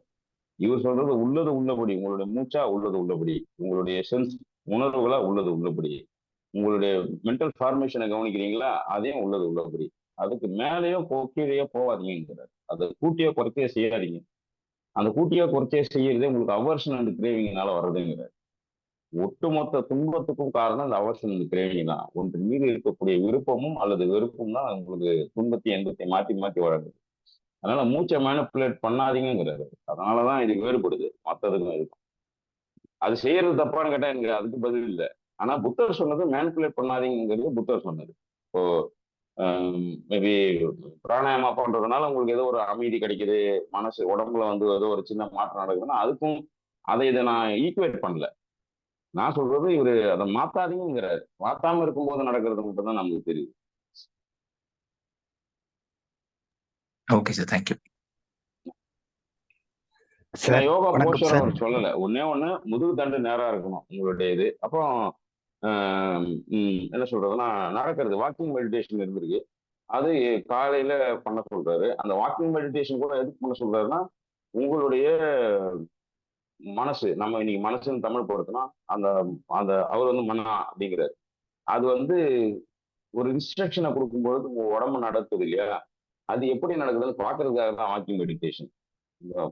கை அசைன்னு இப்படி சொல்லுது உள்ள, நான் அசைக்கிறேன். இது ரெண்டுக்கும் டைம் லேட்டன்சியே இருக்காது, நேர இடைவெளியே இருக்காது. அது எப்படி நடக்குது? அப்போ அடிக்கிறோம் போதும் அந்த நேர இடைவெளி இருக்காது. அப்போ சிந்தனையில் உங்களுக்கு அடிக்கணும்னு தோணலன்னா கை செயல்படாது. அப்போ முதல்ல அதுல இருக்கணும் உங்களுக்கு யாரையும் அடிக்கிறது தப்பு அப்படின்னு உள்ள இருந்ததுன்னா உங்க கை அவ்வளவு வேகமா போய் அடிச்சிடாது. ஆனா மனசு முழுக்க அடிக்கணுங்கிறது ஃபிக்ஸ் ஆயிடுச்சுன்னா ரொம்ப எளிதா அடிச்சிருவீங்க. ஆணோ பெண்ணோ மற்றவர்களை உங்களை விட பலம் குறைந்தவர்களை அடிக்கிறதுக்கு வந்து உங்க மைண்ட்ல ஃபிக்ஸ் ஆயிடுச்சுன்னா அடிச்சிருவீங்க. அதை தான் அவர் கவனிக்க சொல்றாரு. சார் வணக்கம் சார். வணக்கம் சார். நான் வெங்கடேஸ்வரன் சார், நாமக்கல் டிஸ்ட்ரிக்ட். அருமையா இருந்ததுங்க சார் கிளாஸ். உங்களோட எக்ஸ்பிளனேஷன் வந்து சார் புத்தா சார் இதை பத்தி கேட்குறப்ப ரொம்ப அருமையா இருந்ததுங்க சார். ரொம்ப அந்த ஸ்லைடு பார்க்குறப்ப இதனோட பிரிவுகள் எவ்வளோ இருக்குன்னு ஒரு ஆச்சரியமா இருந்ததுங்க சார். எல்லாத்தையும் நல்லா எக்ஸ்பிளனேஷன் பண்ணுங்க சார். Thank you sir. தேங்க்யூங்க சார். தேங்க்யூ. நன்றிங்க சார். நன்றி. பாஸ்கர் சார், எங்கள் எல்லாருடைய சார்பாக உங்களுடைய அறிவை இங்க வந்து உங்க நேரத்தை எடுத்து எங்களோட ஷேர் பண்ணிட்டு இருக்கீங்க. ரொம்ப நன்றி. நன்றி மாஸ்டர். நீங்கள் எல்லாரும் இன்னைக்கு காலையில ஜாயின் பண்ணி இந்த செஷன் அட்டெண்ட் பண்ணதுக்கு. மீண்டும் நாளை காலை 6 மணிக்கு சந்திப்போம். நன்றி, வணக்கம்.